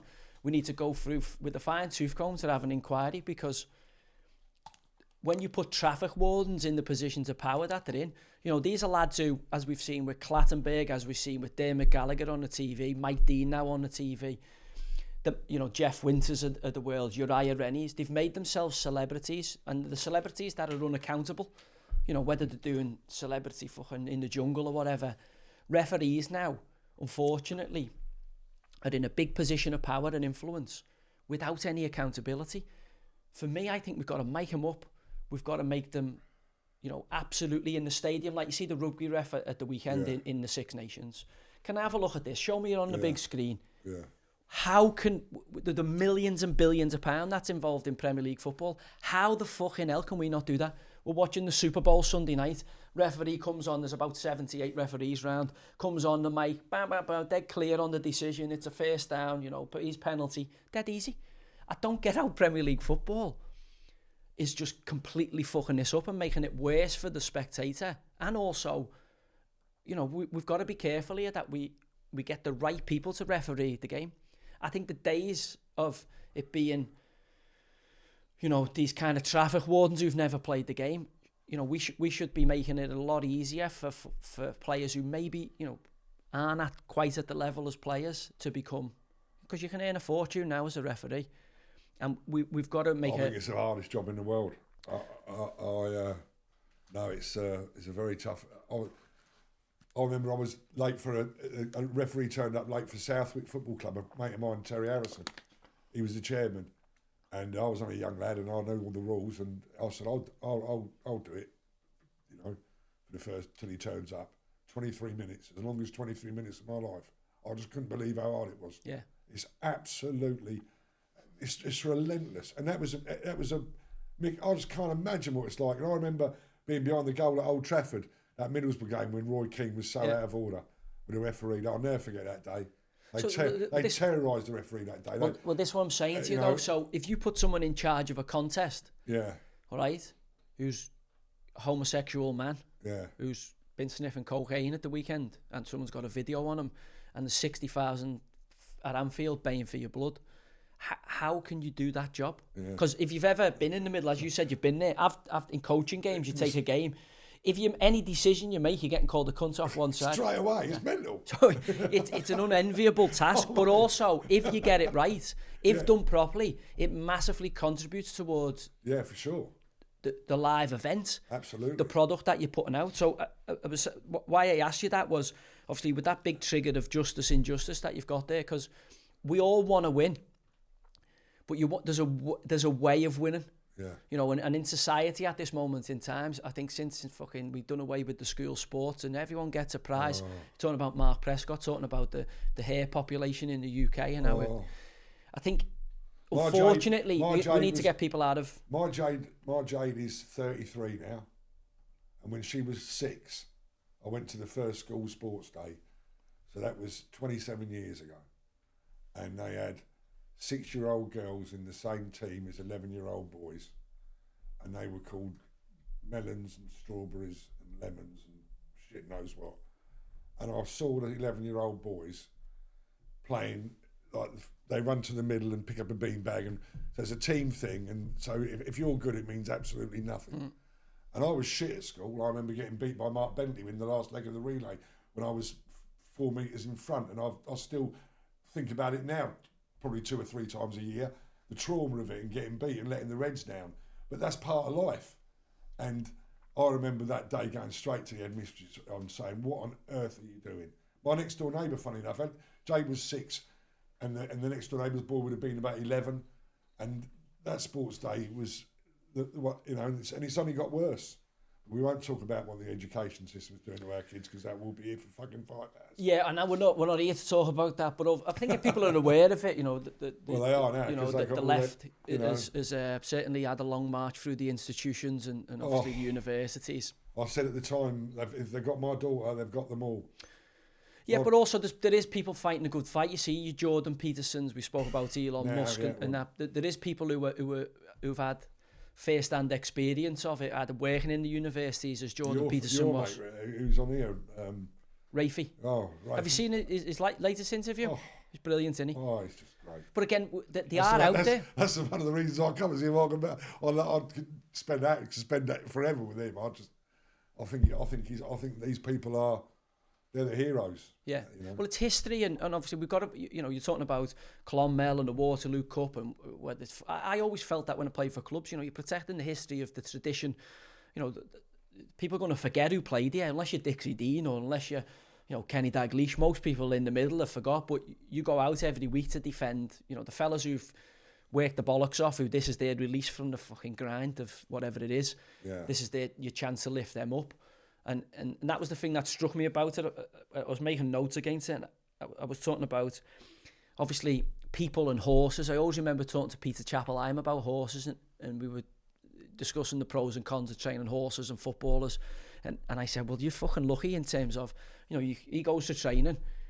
There's no iPads or anything. You can sling him in the box, give him a load of hay and a load of feed, and he ain't going out sniffing around birds this afternoon or going to betting shop. Or I said, you pretty much know he's going to. You don't know what the fuck he's thinking, which you don't with players anyway. Yeah.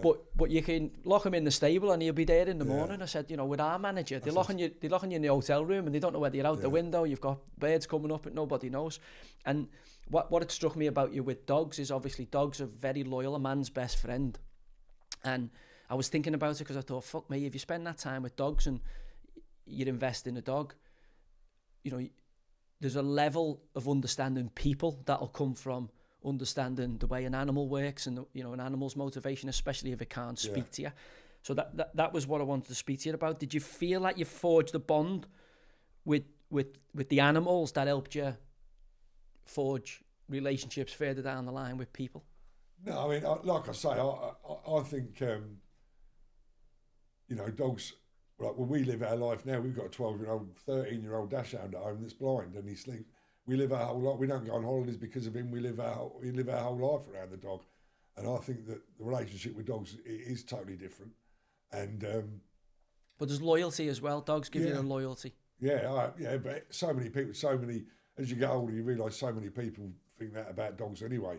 So many people have them in their lives, and you realise that they are like family. That's why, for me, that for the buzz of the gambling side of it, as an owner, that it's unparalleled. And I think that nearly all the people who train dogs have a real special relationship with them. Especially women, I think, as well. But just type in anti-theist there for me, because I just want to understand that. It was interesting you said that before, because when I'm talking to you, there's part of me that. All right, so you're in Christopher Hitchens' territory. Yeah.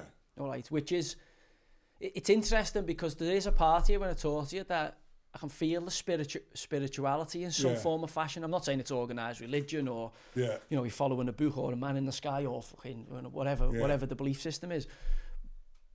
And I get that kind of, that God, but then when I look at your story and I look at, as I say, the horse, the story behind that, the dog being called Big Fella Thanks, even when I listen to you speak there, it does feel like there's a kind of spirituality. And as I say, with a dog, you get that loyalty. You talked earlier on about talking to Peter Osgood and the cutout of it. You can talk to a dog. Yeah. And fucking a dog's never going to tell anyone your secrets. Oh, no, quite right. I've got, I talk to my dogs a lot.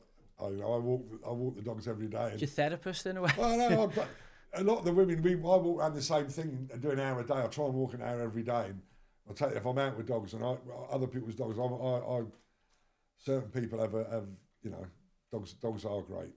But why it brings me on to that is, in the book I got that kind of training and observation and the details and stuff that I know that your brain would love finding that thing that everyone else has missed in terms of, your preparation and, the challenge of being the best and winning. Yeah, no, I'd say, with training, I was only following other. No, what I train myself to is to find the edge in the bet. My brain is focused to find the edge in punting. Or aligning yourself with the best. Yeah, no, I all the time I'm thinking about the odds of things in ordinary life as well, not just in sport. I'm always working out the probability of the percentages.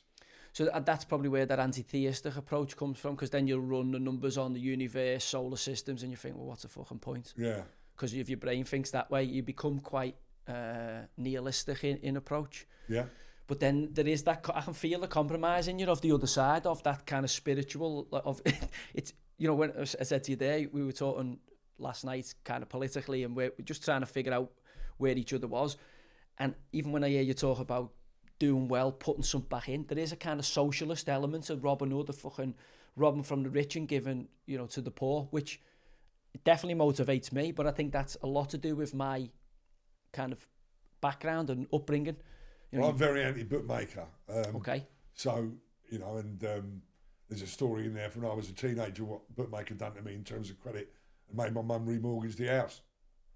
When I was 15, still at school, sending me flowers and rest in peace and all that shit when I was a 15-year-old. And bookmakers are like that, and bookmakers are greedy. So my Robin Hood thing is only really in terms of betting, making it a fair fight. I think, yeah, fairer fight. Yes, a much fairer fight. Yeah. And literally everyone wins, because ultimately the bookies will win more anyway, because they'll suddenly realise they've got a business again, and suddenly people will actually bet on horses and dogs again. So that's that injustice trigger, which I can it resonates with me. That so again, when that dog's winning and you're at Clonmel or Denman wins, that's you saying fuck you. Look, I can fucking stand on my own 2 feet.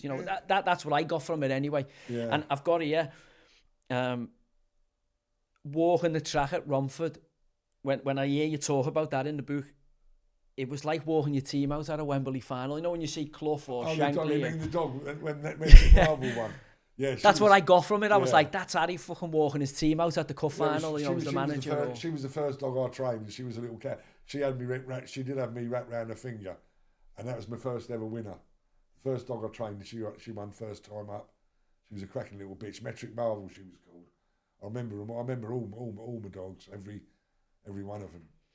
So then you get into as I say, I'm going to go back to the horses now, because horses, the difference in jump and flat is marked in terms of it's a completely different set that go on the jumps. And I was lucky enough to go with Stevie McManaman and Fowler when they owned Seabold, and went down to Cheltenham and met AP McCoy, and they were all pally with, and seen that side of it. I then ended up buying on the flat and having horses on the flat, and it's almost like a subset again of kings. It is, the flat is seen as the sport of kings, isn't it? And seeing the difference from Cheltenham to Royal Ascot and the difference in crowd, you then go into, having an elite level horse and mixing in that fraternity. How did that strike you in terms of the class structure and the stuff you were seeing there from the dog world? No, it started with the jumps, and Paul Barber he kept your feet on the ground, just a great bloke, and I've always been a fan of the jumps racing people, Nigel Twiston-Davis, all jump trainers are great, and I think one of the attractions with the flat, I only got involved with the flat because I was friendly with Anthony Fortescue Thomas, who was Sheikh Mohammed's right-hand man.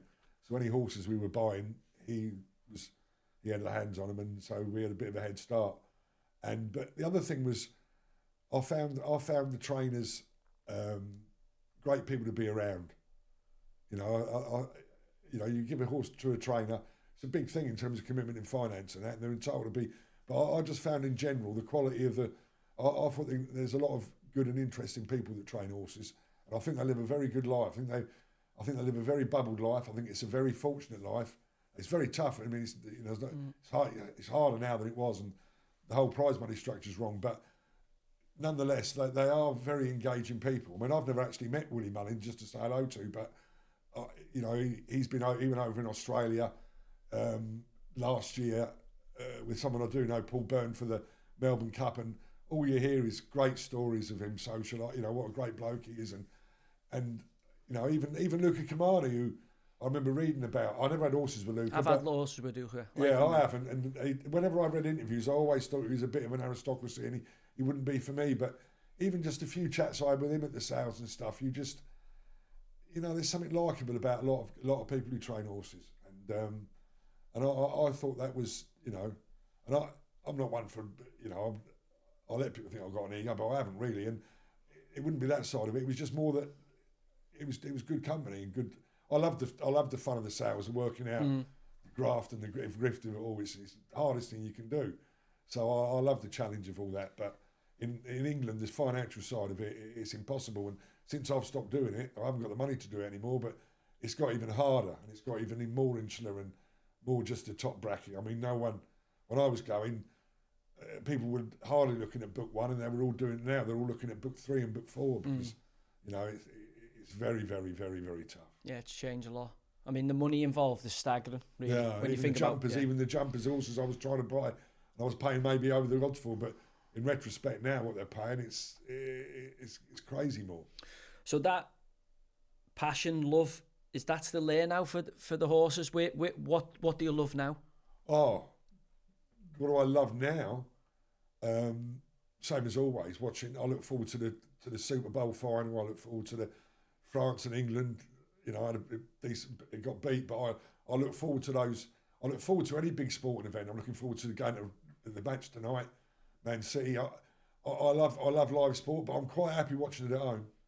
You're saying you fell in love with the Tour de France recently? Oh, yeah, I fell in love with Tour de France, and I fell in love with Pog, and my wife has fallen in love with Pog. I watch a little bit of, but he was telling me in the summer we were conversing in and around the Euros, and he kept telling me about this cyclist who ended up being the main man, didn't he? It's just the greatest. And even when he got beat, I done my bollocks when he got beat the year before, but I still loved him even then. I think he's got the personality, and I just think he's. And my wife, who's doing it a bit tough at the moment, she started watching. She watched every stage last year, and we're going to go to. They're in Normandy this year for 3 days. No, I was had to Google him. He's not as up to date on the Tour de France. Oh, the great Pog. He's just his personality as well, and everything about him. So Where's he from? I'm hoping Slovenia. I'm hoping that David Walsh. We bump into David Walsh and get a meeting with him, because I'd just love to. But Pog's my new sporting hero. So has it cleaned itself up, cycling? Well, because it's got a He's so good. He's so good. If anyone's cheated, it's him. But no, if ever there was the real deal, this is it. But I to be fair, I was in love with Indurain, and I actually went the first year of COVID. I went and spent 3 or 4 days on the tour with my mate who loves the cycling. We were staying in the same hotel as the players, and because it was COVID, the riders, and because it was COVID, you could get all the best restaurants, and it was just a dream. And of course, you don't realise the caravan that goes through before and wherever you go. So this year I'm doing 3 days in Normandy with the time trial is where they go round and round, Caen and Rouen, and I'll probably do another trip as well.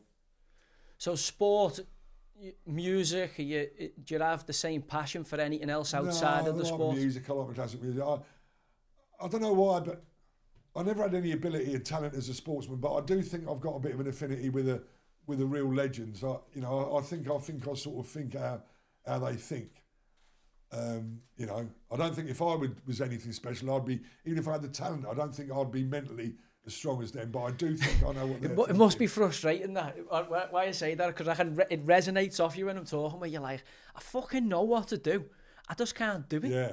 Do you know what I mean? And even if I was good enough, I still don't think I've got the mental boys that these have. I think I think that, the real champions, and I met a lot of. Do you know what your only problem is? You're open too much. You're into so many things. Yeah. These fellas are just into riding a bike. Yeah. I was just into playing footy in the garden. Yeah.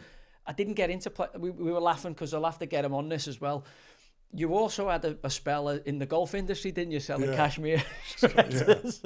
Yeah, I love the golf though as well. I mean, So how did you end up from the dogs in the golf? The golf. The first time I went to golf, I went to a tournament at Wentworth, and is this what the PGA is now? Yeah, I went to the PGA, and Greg Norman was favourite 8-1, and on a Thursday, And I walked in and I walked past Greg Norman and he had his waterproofs on and he goes, "Good day, mate," real friendly. And I just thought, oh, fucking hell, this will do for me. So have you gone to golf to watch it as a spectator, or have you gone because you're having a punt, or you're thinking about having a punt? I've had a punt. I think the World Match Play used to be massive at Wentworth. There used to be 2 runners, one against the other. Yeah, so everyone, all the punters used to go there every year. But I went to a PGA on a Thursday. And they had betting shops there, and I become mates with the players. And you know, the players, we'd bet the horses. And Sam Torrance was a really young lad then. John O'Leary was a real classy guy, and they were all real jack the lads. And of course, that was we used to get pissed and all that. Peter Mitchell, I know from that era. Yeah, I think he was European number. I think he was the only one. I think he beat Montgomery to. Yeah, I was a big Montgomery fan. He got a lot of stick. He was a bit unlucky not to win, very unlucky not to win a major. But I won a lot of money on Colin Montgomery. He was a good winner. A lot of golfers were good winners. Ian Woosnam was a great little tough bastard, and he was a tough bastard. And I won a lot of money on him. I missed him when he first won. There's a sad story about it. That was my unluckiest thing because I backed him week on week on week, and then I was staying with Jimmy White and his manager in Manchester, and he won his first tournament at 33s, and you know, I had a lot of bad luck when I was a kid on the anti-post, but then lately in life I had a lot of luck. You know, I had a lot of with Grand Prix, with people to win outright in world titles. I got a lot of lucky breaks, and so it levels swings itself out. But overall, it says in the book, and overall, I'd definitely say at crucial stages I've been more lucky than unlucky. So was it the golf that led you to get your little bit of bird? Well, that was the credit card. Yeah, that was the credit card. Yeah, so that was. It reminded me of Catch You If You Can when you were telling me last night. I was laughing me bollocks off. Catch Me If You Can. There's a bit. Catch Me If You Can was the biggest load of bollocks of all time. Not even true. Good movie though. And he turned out a good movie, but it turned out to be all bollocks. And even at the end of it, he ends up as a policeman's narc, doesn't he? He ends up being a grass. Yeah.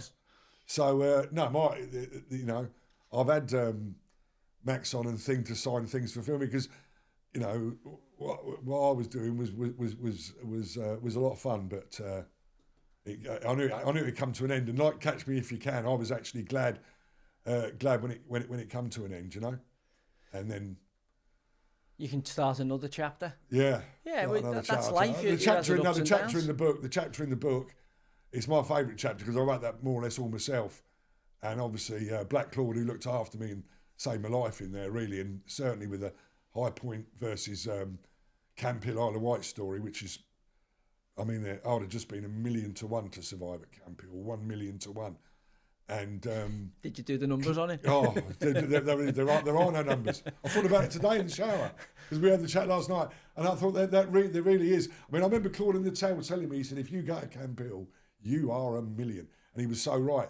And when I wrote the book, I never told Claude much about it because he wanted to read it as fresh. And I remember climbing because I didn't really want to write the book, and Neil Harmon, who'd been wronged for plagiarism at the times, because I thought the whole world was against me. What happened with Paul Roy and what he'd done to me, and I didn't want to write it. I had no self-respect. I was like, I don't want to write a book, and who wants to read my story? I'm fucking skinned. The bankruptcy was false. It was all filth what they'd done to me, and I wasn't in the mood. But Neil Harmon, who's a legend, Mr. Tennis, as I knew him throughout all my life, he'd been done for plagiarism in the Times, and he was he also got not as badly fucked as me, but he didn't do nothing wrong. Wimbledon forced him to do a book on Wimbledon for this year.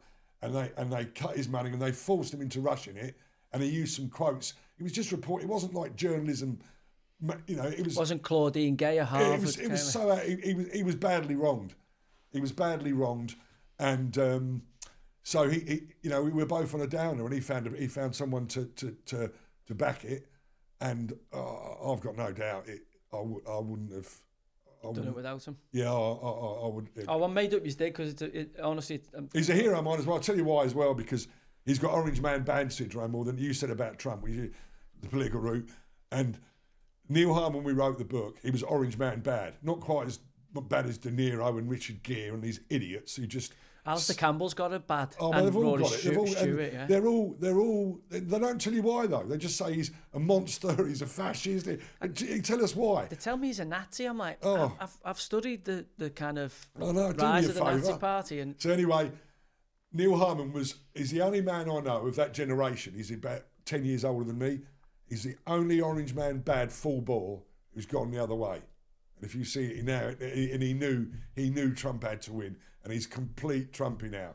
His mate John Lloyd, the tennis player, played tennis with Trump. I said, "You've changed your tune a little bit." And he said, "Well, John Lloyd said he's not a bad fella." I think a lot of people have in private. Yeah, well, but Neil Harmon's done it. You know, Neil Harmon to me is the only man who's actually come out as a genuine Orange man, bad full ball to go the other way.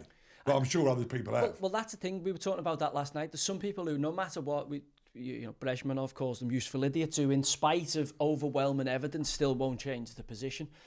And, the world is populated by people with that mindset. For me, I take a lot from people who is. I always remember someone standing up, and I remember I was with Clint Hill at the time, and we were in at Saracens Rugby Union. We'd kind of got invited down, and we were in a team meeting. They'd won at the weekend, but they had a close shave. I think they were playing Bath, and anyway, the coach takes a session, all the players, and all your own Farrells, and the plethora of talent they had. This was before they got the ban for the Cook and the Books or whatever went on with the salaries. This was when they had a top group, and the coach stood up and said, I got that wrong there.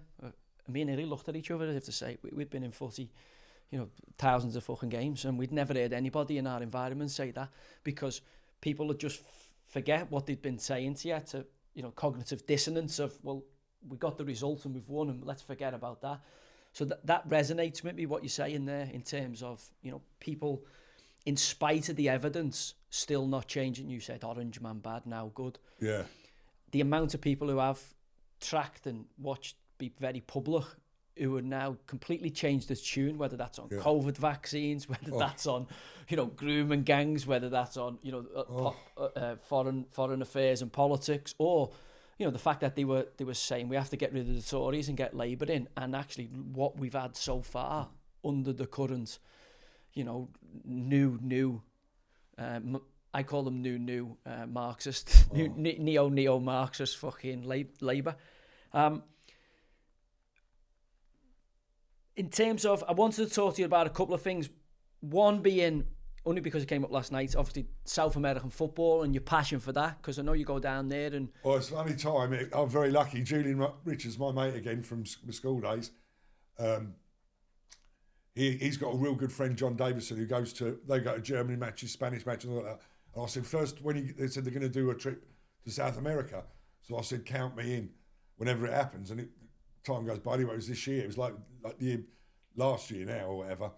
And we went to all the big grounds and the games, and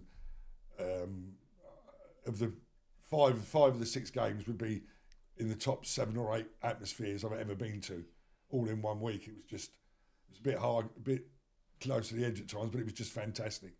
The first game at Racing, where even though it's a prescribed trip and you're supposed to have all the tickets, you could just tell it wasn't like that. And I said to June, I said, look, we ain't got tickets for this game. Someone's going to open the door in a minute, and we got to be on our fucking toes to get in.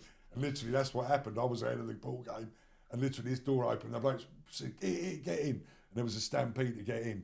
And even before, the coaches and the people on the buses, and you go on the underground, and there's football on TV on the underground, and everyone, like all the waitresses, even the girls, they've all got on their phone savers. They've all got Maradona. They've all got footballers on their phone save, not their dog or their girlfriend or their boyfriends. They've got footballers, and the whole trip was just. And we went to where Dan Maradona lived, and where, and we found out about, it was just such a. It's a religion, isn't it? Oh well, more. It's crazy, and like we said, we talked about it was just fantastic. And well, I was talking to Harry last night about Boca Juniors is where the Lions always wanted to go, so we went to Boca, went to Racing, went to River Plate, and my favourite was Platenza on a Monday night, which is just out of the city centre, where the Brown. That night was just fantastic.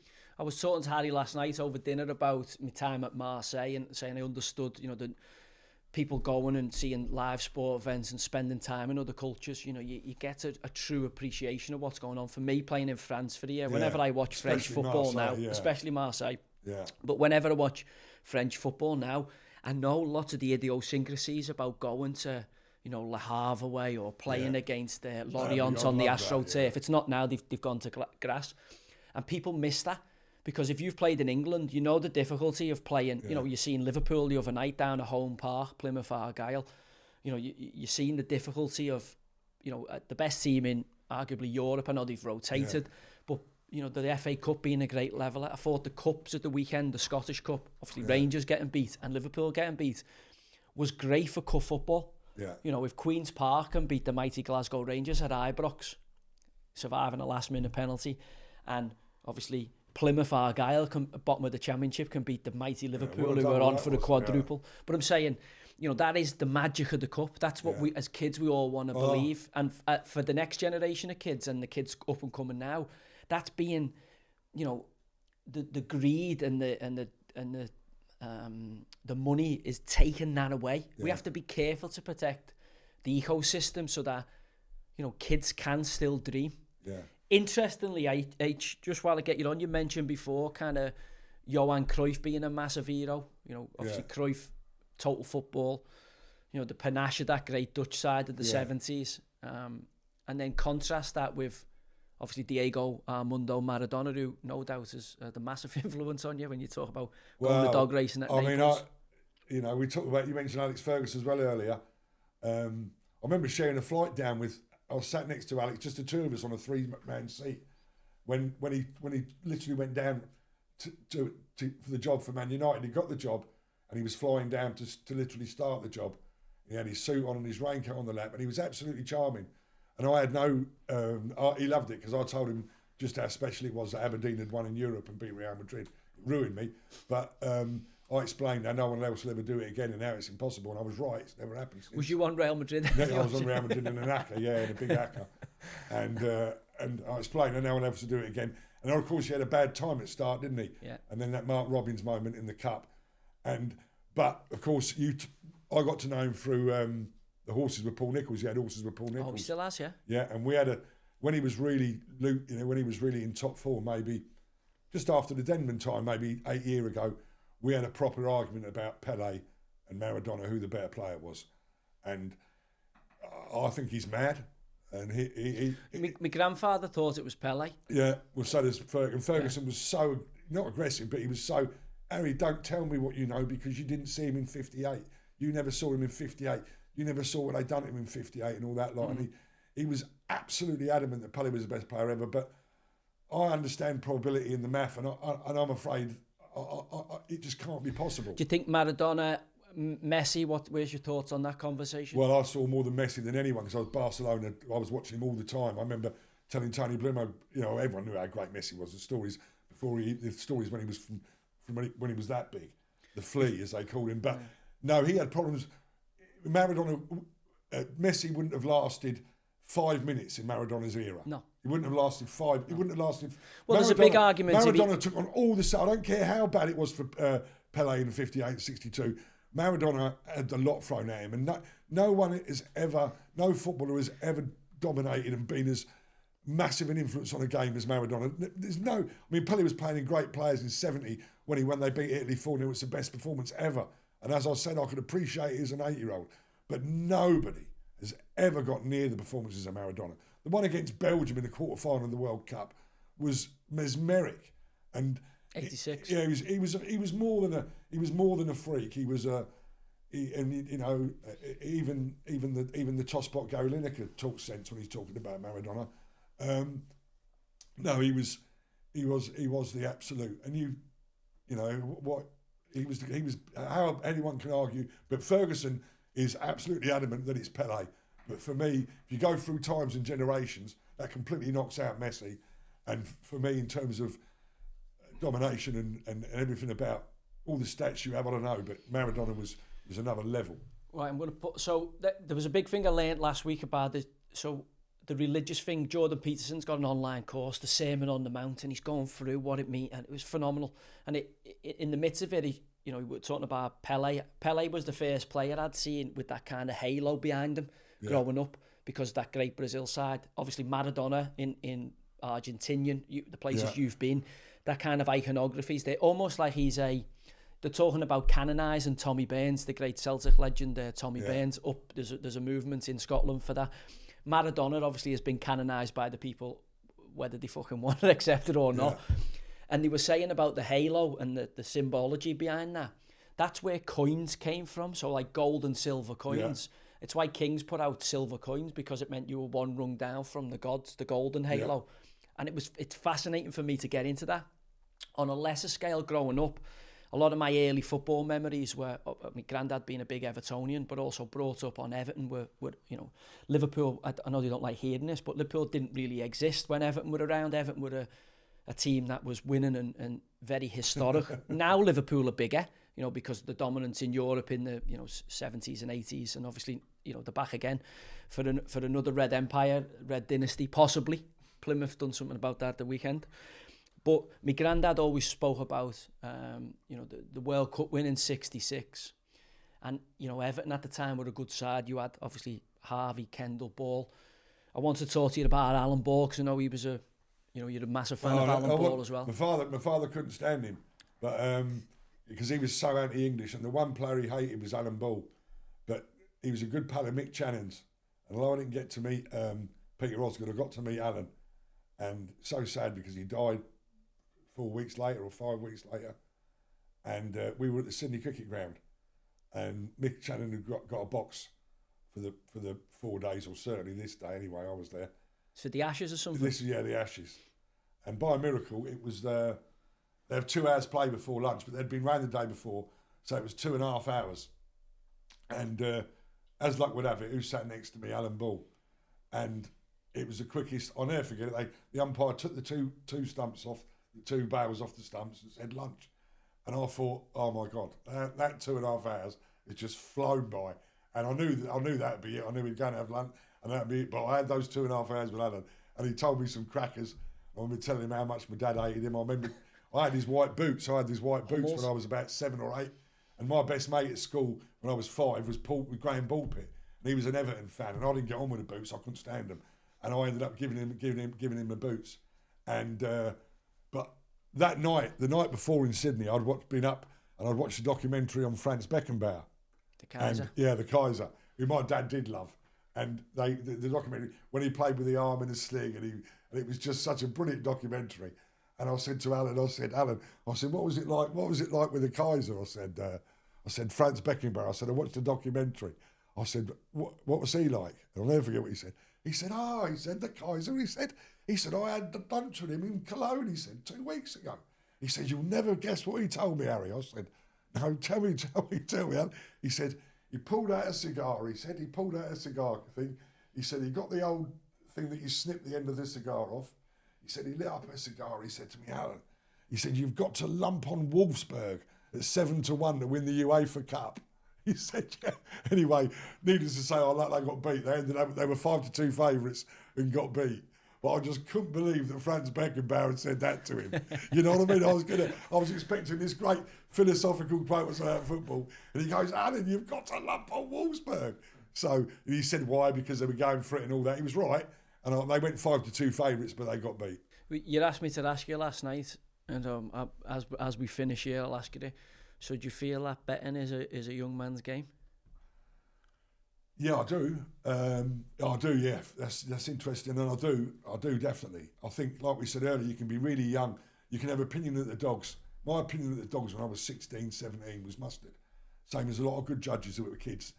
So I think you should be young, and you know, learn about the math, learn about the low margins, and work as a team like Tony Bloom does. Amalgamate. Get 3 of you to do the college football and you're in the Seth Godin spot here of the legitimacy of numbers, aren't you? Where they say 1 person could be wrong, 3 are less likely to be wrong, 5 obviously. Yeah, I love it. I love the mixed. I love mixing the opinions. You've got to have your own opinion. I mean, I often say I don't listen to anyone else on the football. I do all the football myself. I don't listen to anyone else on the football because people like Benham and Lizard, they get all the team news, so there's no point me competing with that. If I'm watching the game and I'm betting in running, that's a level playing field for me, and that's what I do. Sniffing it when you're there, sniffing it out. It's just, yeah. So, again, to finish up here, we got lads who no doubt watch this, who love having a footy coupon of a weekend or love having a punt on the Cheltenham or the races or whatever. If you could give one bit of advice or a couple of bits of advice to a young punter out there who wants to be one day as good as what you were, H, what would it be? If it's football, don't ever bet 10 against 11. Don't be... it's so easy in with 10 against 11 to think you're getting the odds look great, but over the period of time, you won't win betting 10 against 11. That would be one of the things in football. Don't bet the unders anymore.